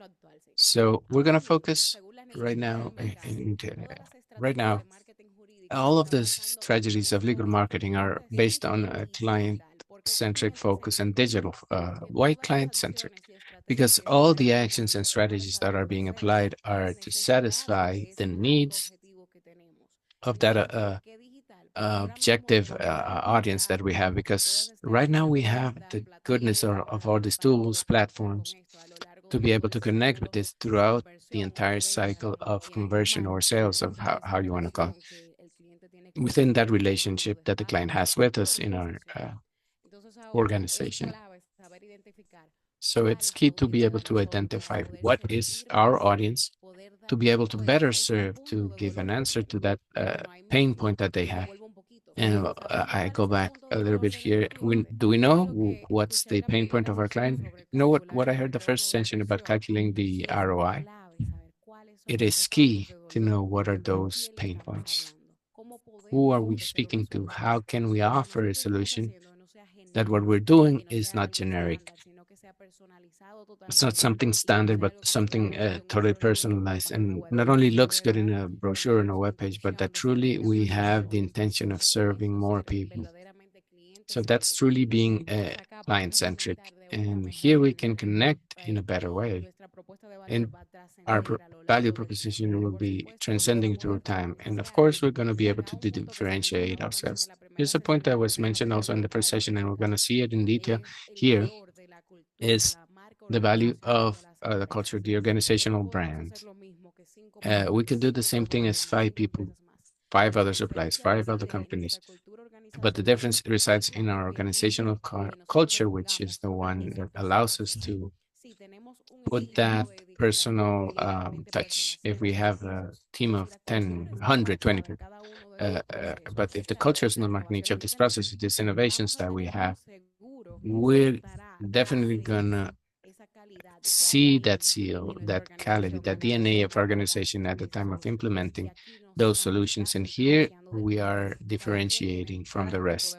Each one has their point of value. I always like to compare it with the with perfumes. We could use the same perfume, but according to the pH of your skin, the smell will be totally different. Same thing happens with organizational culture, which is our DNA, that pH when we compare it to perfume.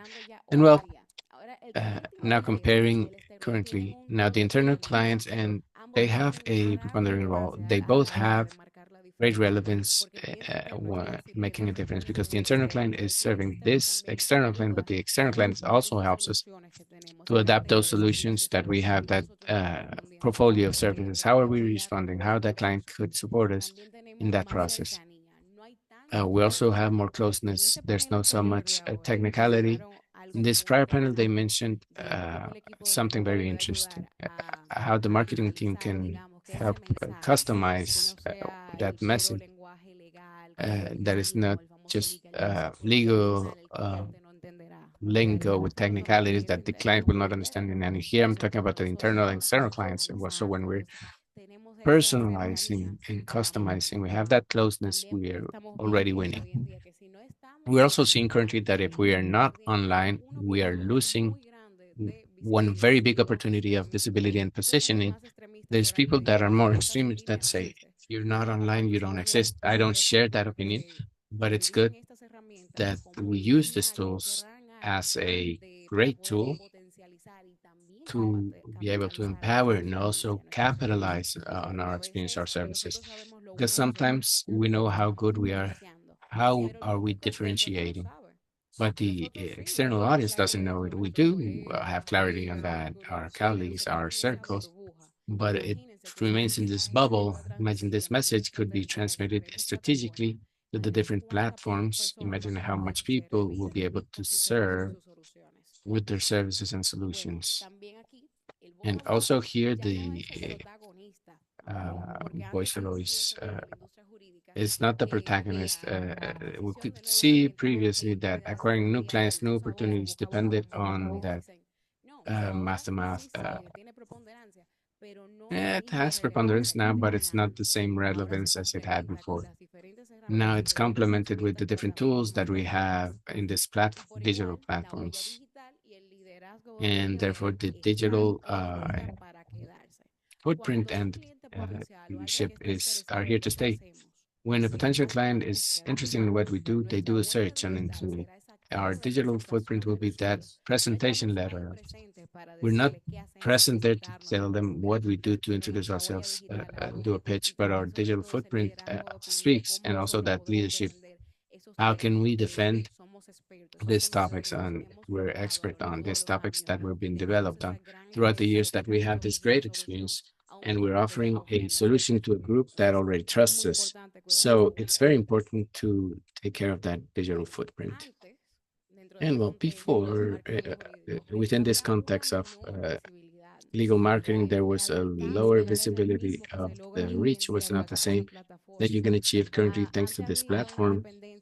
Previously, there was a dependency totally from references of other people that word of mouth. Also, if you paid for publicity in a directory, a printed ad, but also with safeguard of the standards that it should have, because publicity is not 100% allowed. Right now, there's more flexibility to play with that. And also we saw before that there was limitations of segmentation. How could we segment our clients, our ideal clients that audience we're trying to reach without accessing the tools we have right now? How could we also measure those interactions that reach? How could we measure the services that the clients were looking for more within our dispatch or organization, our firm?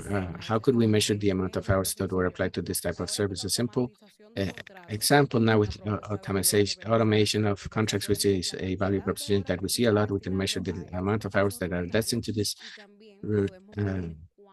routinary process, and it can also measure how much is used. Previously, we had tools like NXS from Microsoft Office that just stayed with the data that we stated. But now we can automate with the different tools, software, even Power BI, to have very elaborate reports that I love Power BI because of that. The best letter presentation when you get to a meeting with this value proposition data would always be our ally. And well, previously there were more improvisation.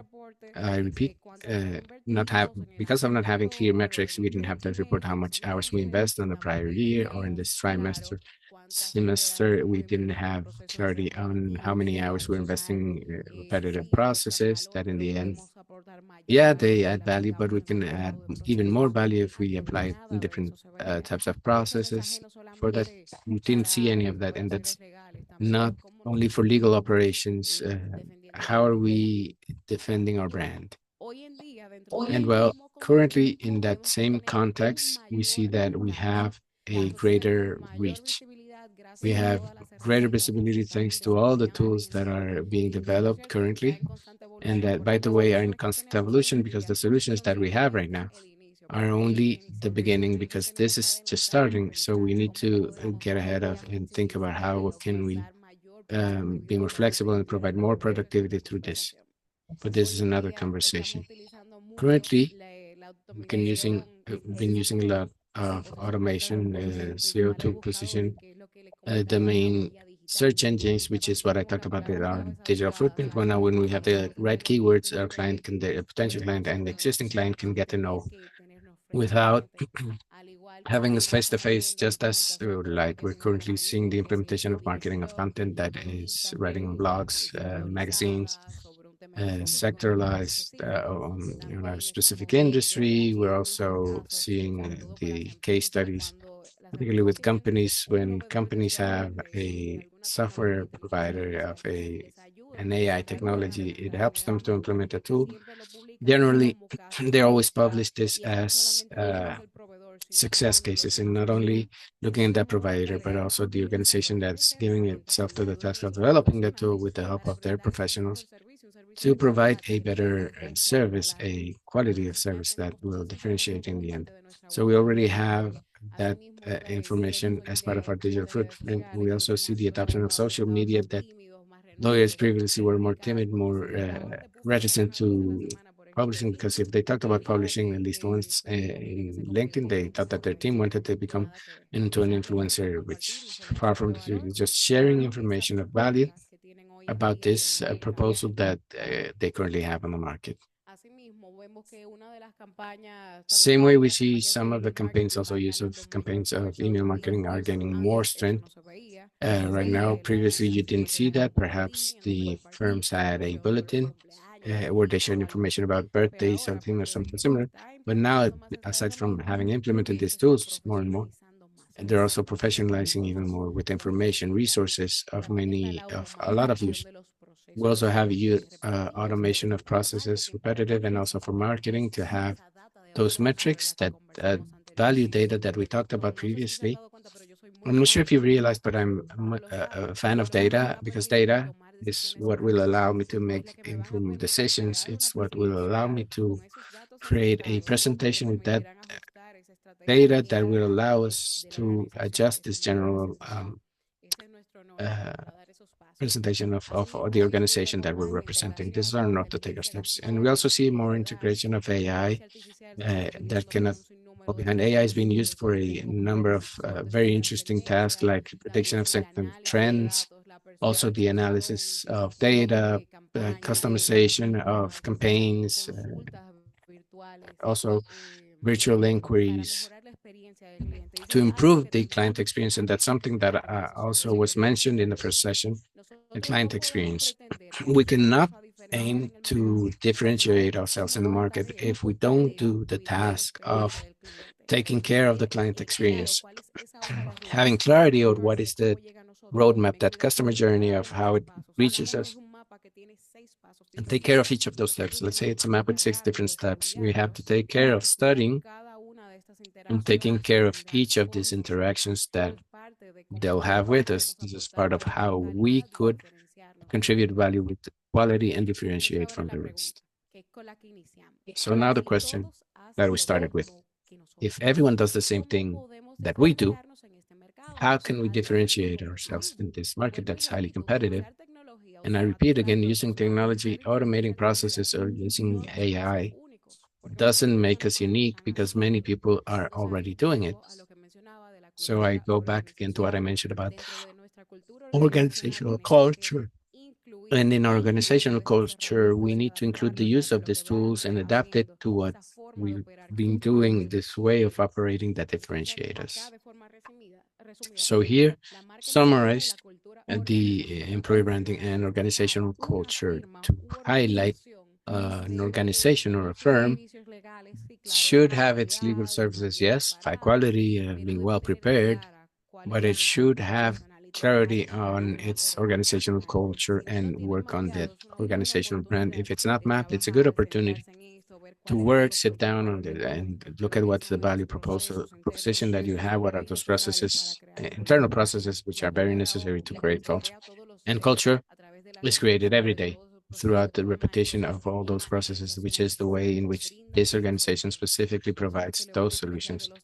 This is what will differentiate you from the rest. Also, secondly, how much do you know your client? We need to do our homework and sit down and think about what are the pain points of our clients. How can we help them? What is the benefit of our services for this client? How can we innovate in that process, bringing technology? Because this will be beneficial. We need to get to know this. We have to have clarity on it, communicate it not only to the client, also to the internal client. And that way, the message will be internalized and is part of the culture itself of the organization. Then, how much do you know your services?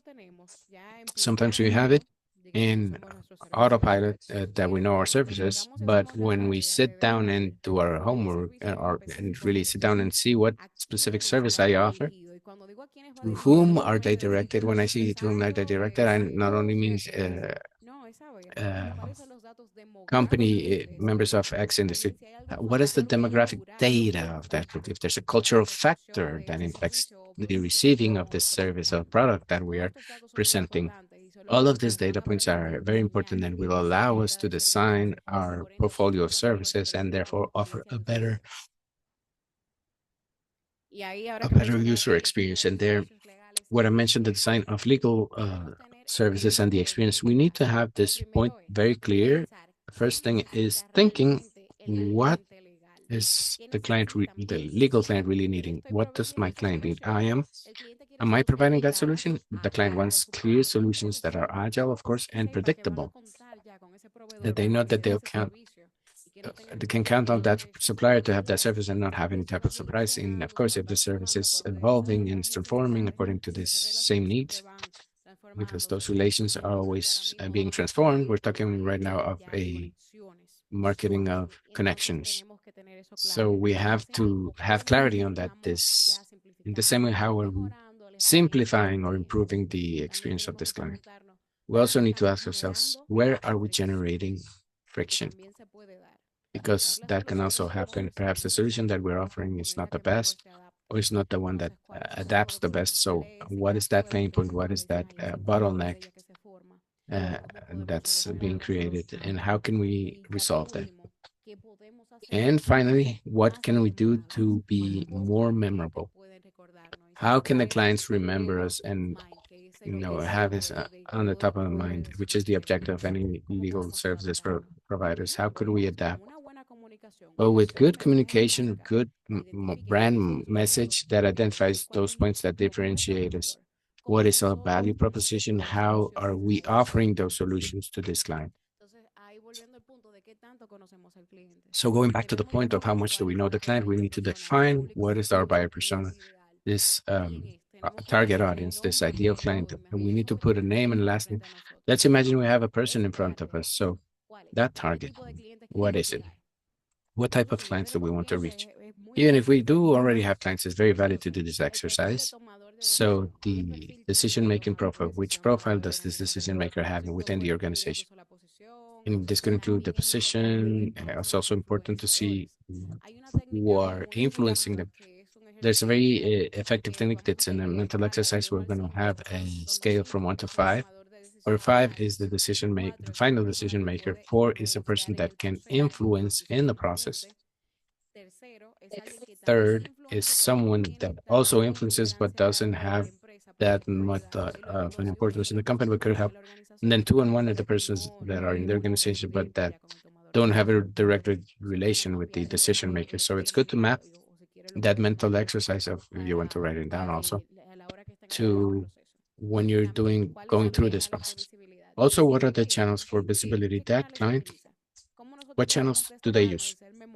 How can we be memorable through this kind of, that client consume value information from LinkedIn, business magazines, specialized magazines or media? Where is that client? Because we want to be where they can find us and also identify the needs, how to know what they need. These pain points, I've mentioned it a lot, but it's very important because when we define and design these services, pain points are the ones that will give us tangible solutions, real solutions for our client, and that way we can differentiate ourselves. Then we also have the customer journey. We have to come close to our client through this process of how they come to us, of how they approach us. So here we have a phrase that I really like to highlight because it summarizes very well. Get closer more than ever to your clients, so close, in fact, that you can tell them what they need before they know it themselves. We're anticipating the needs of our clients because we did our task of getting to know them. They matter to us. This pain point is important to us. So we're designing solutions for them. That's why we're so close. So the customer journey is nothing more than this process through which the client goes through before getting to us, from when they identify that they have a need specifically to when we have certain colleagues or people around them who could recommend it, up to the point where we finalize and they're with us and we're memorable. Here we have a small map. I'm not going to get too much into details because of time, but here we do have those different stages through which the client goes through, the potential client goes through before getting to us. The first is the consciousness or awareness process. Here they're aware that they have a specific need, so they're starting to look at how they could resolve it, but same thing happens to consideration and investigation. Here you can ask colleagues certain references. You look in internet, you look in directories, and you can also look in some magazines who could help us, and then it starts comparing. It starts comparing you with a competition, usually up to 5 firms, 5 different companies that have the same solutions. And that's why it's so important to differentiate from the rest. When they start comparing, then they just make the decision of contacting. So when he contacts us, we have a very important task, which is to listen more than what we talk, because in this process, we're going to understand the real needs of that potential client, as well as how our solutions can help him and some legal alternatives that we can provide him with at that time. And then once we have all of that information, we go on to the stage of negotiation. Here we're going to send them our proposal of fees. We're going to have all of the schedule, all the times, our team, what is your differential value, how we provide value beyond what the market offers in general. And so we have to have all of that. Then we go on to the counseling, which is once we have been accepted, and we have to be very careful of that quality of the service that we already mentioned. So we have to look at those processes, like in the firm, if we provide several services, but we go through that same procedures, which mark us with that DNA that we have as our culture. If we have technological tools that help us in that on those legal and that legal research, then we have to set up some contracts, and we have technology for those contracts that save us time. That would be perfect to add value, because what took us before 48 hours, we are being able to take only 2 hours, and this talks very well about the productivity. And then finally we have the fidelization, which is where the client decides if he stays with us or looks for another provider based on the experience he had with us. So if we take care of that experience of the client, we can ensure that we will have a faithful, a loyal client to our brand, to our firm. He will stay with us because we are offering a proof or evidence of how we differentiate our organizational culture, all of that. And then once the client is with us, because it doesn't stop there, then we have the programs of client feedback that we know that they exist, but we don't apply them. These are not only a tool to obtain comments from our clients, but it is a tool that will help us to refine our strategies. This strategic plan that we should have with all the processes mapped up, we have to feed it with this experience, that the feedback of the clients does not stay on paper only or with that result. We have to take some actions and implement what he's saying, whether it is positive or negative. We have to take some actions, because that is why we have those programs. So here we're not only going to measure the client satisfaction, but we're going to be able to make new timely decisions. I look at it as a thermometer. That's why I have this image, because with that thermometer, it tells me how their firm is working. What can we add to that service experience? Maybe we're a little warm and we don't have everything that we wanted to integrate, but now we have reached a more mature level with the firm and what we can add. So what we can do. So here I have some examples with some simple questions. We can see how much, how satisfied the client is. We can have several surveys with a maximum of 5 questions, or we can also see, how satisfied the client is, the different subsystems of our organizations, and we can also have some interviews. And so I always recommend that those interviews should be made by a third party or somebody alien to the organization, so as not to compromise things. It's not the same thing as the partner of a firm doing the interview, different from somebody who does it from the marketing department or an external provider. And so on the results and everything is totally different. And then now here, summarizing, here we have 3 points that we focus on from the very beginning. The first thing is we have to communicate the DNA of our firm, our mark, what is our organizational culture. This will allow us to differentiate ourselves from everyone. We can have 5 persons who do the same thing, but our culture and I repeat, the culture. It's like our PhD of our skin and the perfumes that we use. And so we can have the same perfumes, that the pH will be different because of this. So we don't have to assume that we already know the value of this. We have to sit down. We have to sit down and look at how we're providing value to our clients. What are the benefits of working with us? How are we innovating in that process? How do we differentiate of us? And the third time is to get to know our clients, which is part of all of that user experience, and have that map of the customer journey. And so that is all. I promised that I was not going to compromise your lunch break. And so I don't know if you have any question or comment. I would be very happy to be able to answer them. Natalia, muchísimas gracias por tu So it's a intervención. pleasure, Natalia. Thank you very much for your presentation, and we continue to, expect your presence with us in future events. Ask us, feel free to ask anything about professional positioning or marketing. And so we can have a lot of consultations. Before, we have had other events on how to position yourself in the market or even in a Latin American market. And so we don't necessarily have the same logic to approach that target population. So we can use Natalia's experience to that. Thank you very much. So we will go now to lunch, and we will come back at 1:15 with the participation of Julio Sanchez with talking about strategy. Thank you. Enjoy.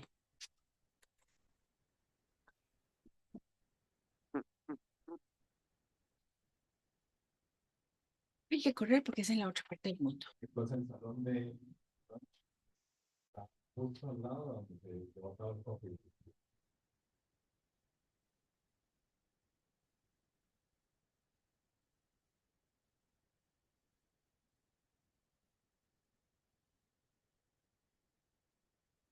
Pricing strategies.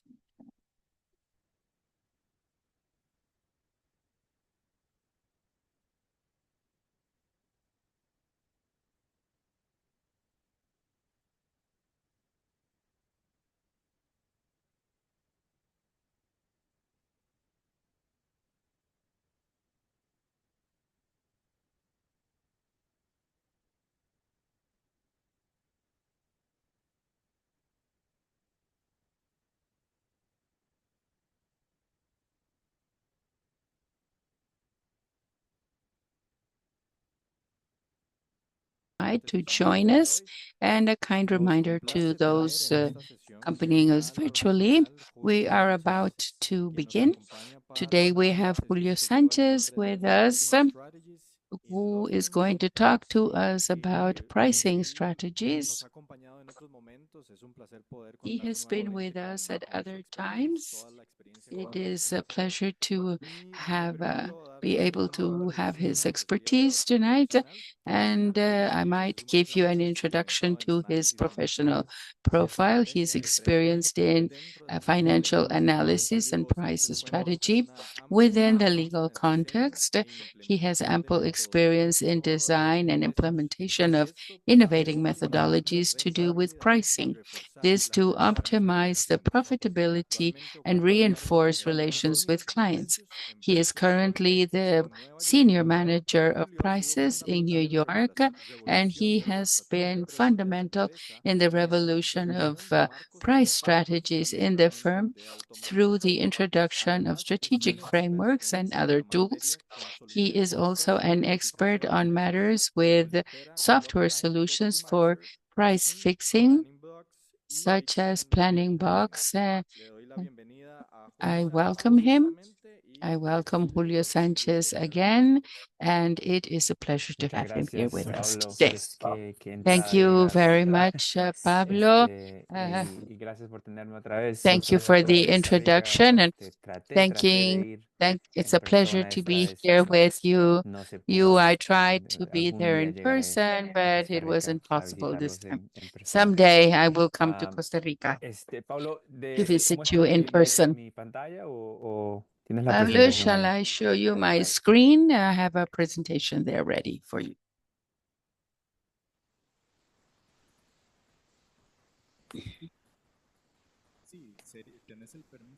Yeah, you have permission to share your screen.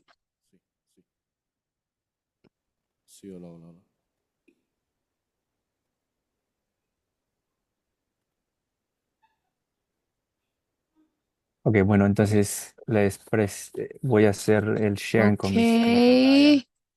I'm going to share my screen.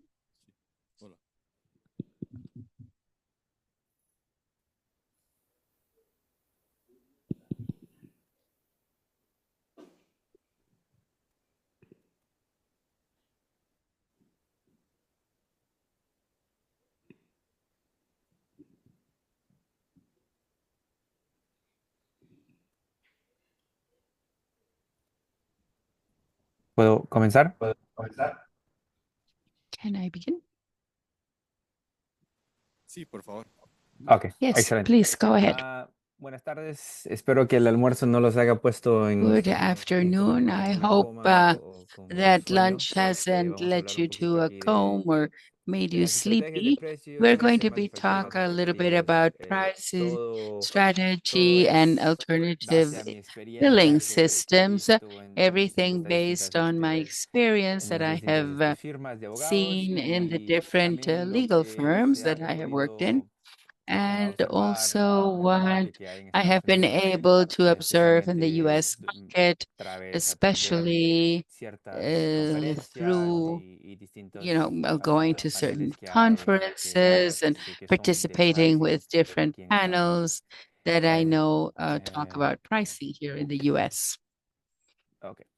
So, muchas veces se habla So many times we talk about understanding the sophistication of the buyer. So because the firms have to obtain that kind of information before they try to understand their clients, because if all the clients are in different stages of their evolution, many clients don't have professionals that maintain and help in the purchase of legal services. And many times all of this only goes through in-house counsel. And many times this is like a little too much to use that or to practice or exercise something that might be efficient.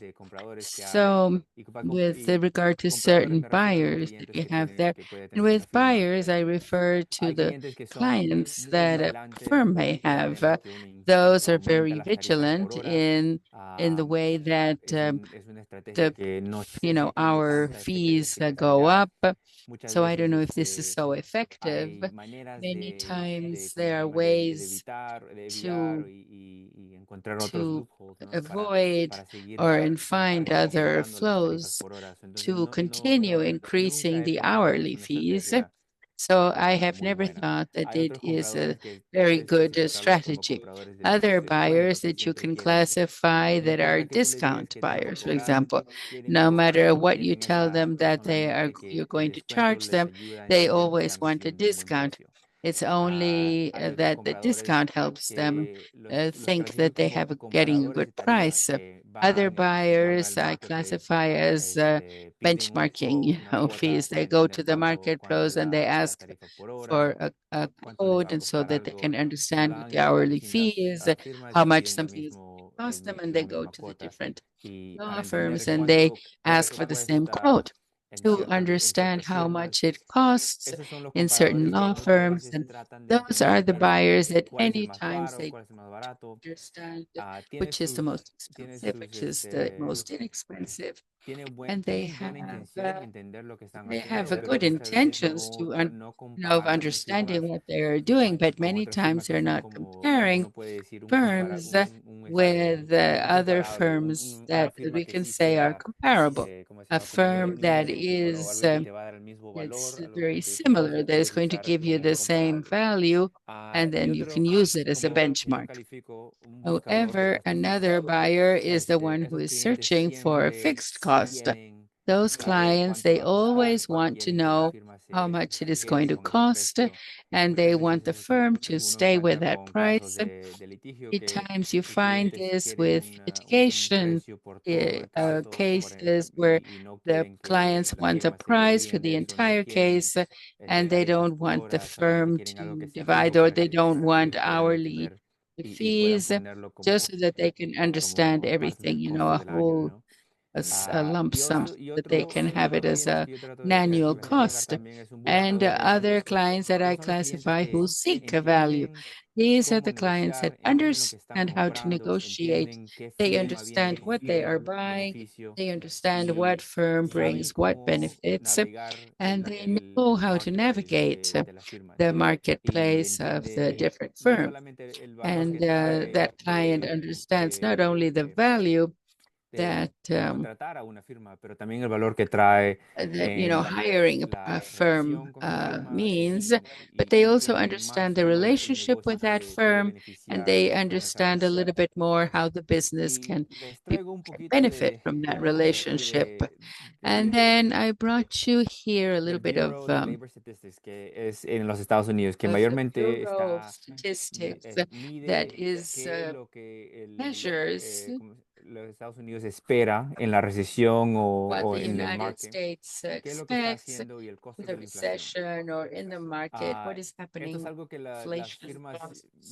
So this is something that the firms look at a lot, because it's of understanding what the economy is doing, what is happening with inflation, with government, and how we can expect and try to understand what we're going to be doing as a company, because the firms, they're an organization that they have to think about their costs and their investments. So a small detail that I wanted to talk about here is the annual average since 2024, with a 6% inflation increase, comparing January of 24 with 2025.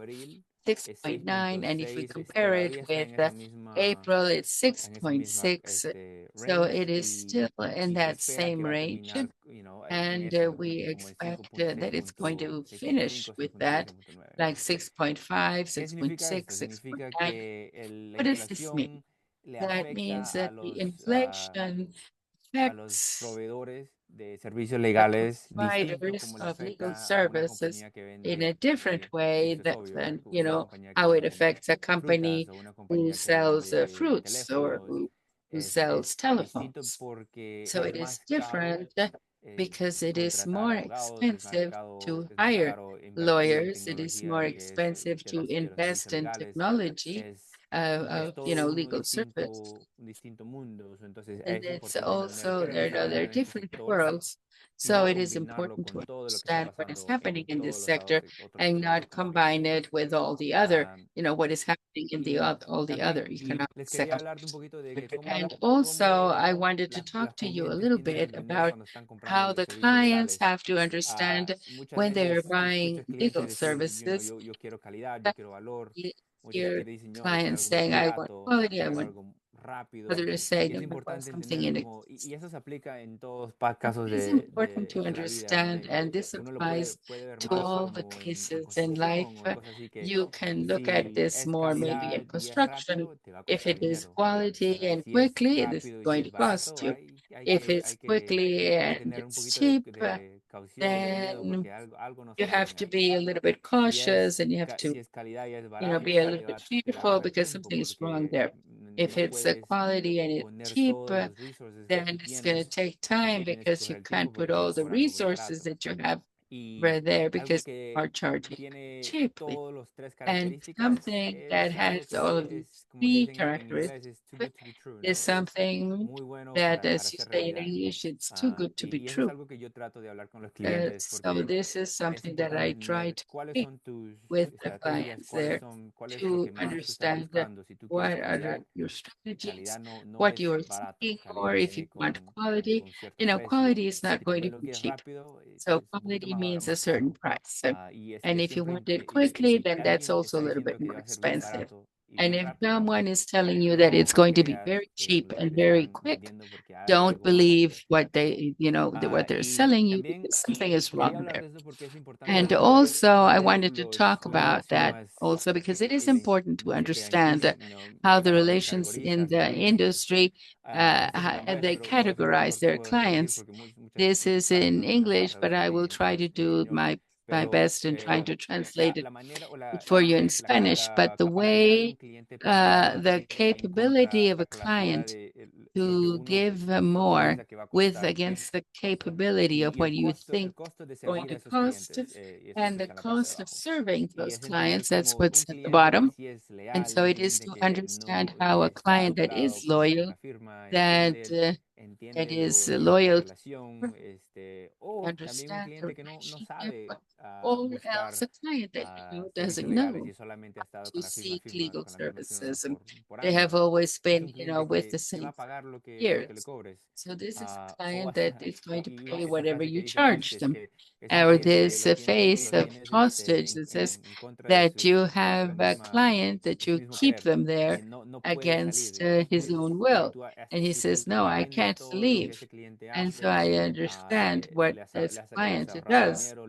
And so this, you have saved him money, you have helped him win, and you have made him the company that he is today. So this is a company that they're not going to want to change because they're going to lose something. And that comes with a cost. And so that is the part, the pink part that we have here. The blue part, the dark blue part says those clients that go into that box is the clients that are going to pay, but that it's very costly to serve them. Why? Because these are clients that want the best, they want the most expert ones. They are the ones who need help every step of the way, or they need that. And so this is how you have to do this. It's because you have to do this like with a white sleeve because you have to do everything for them. You have to be the one who's there doing everything for him. So these are very costly to serve, but they also have the capability of giving more because they know what they are buying. And the light blue part at the bottom on the left is these are clients that have experience buying legal services. They know, what the price that the economy might demand at the moment, or there are clients that want they want a price for certain phases, for certain tasks.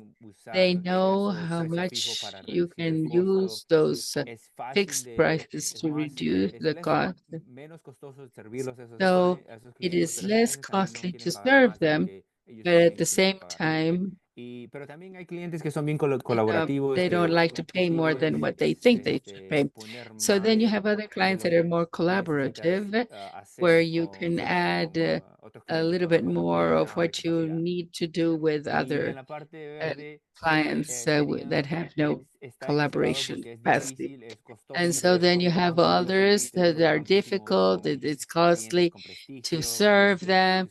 These are very big clients with a lot of prestige, like Apple, for example. And so the brand of the company, brings so much with it that it needs that the firm to put in everything that they invest money in their operations, have to create technology that is only for them. The price is costly, serve them, but also they don't have, no, for example, they don't want to pay more than what they have because the name or that somebody represents them is also like marketing for them. So if my client is Apple and I can say I do everything for Apple, they know that this comes with a lot of benefits for business, the legal firm, and they can negotiate more. Then we also have a combined or alternative tariff or fee. And so these many times is what call here in the States is the blending rates, combined with certain titles, and not only, at Jose at 1,000 an hour, and Maria at 500 an hour. It's more that all of the partners of the firm, they're going to charge a certain price. The associates of the firm from 1 to 3 years, they're going to be charging the same thing in 3 years. So you have the seniority, and so the providers, you have certain savings compared with so like a fee per hour if you were working for only one person.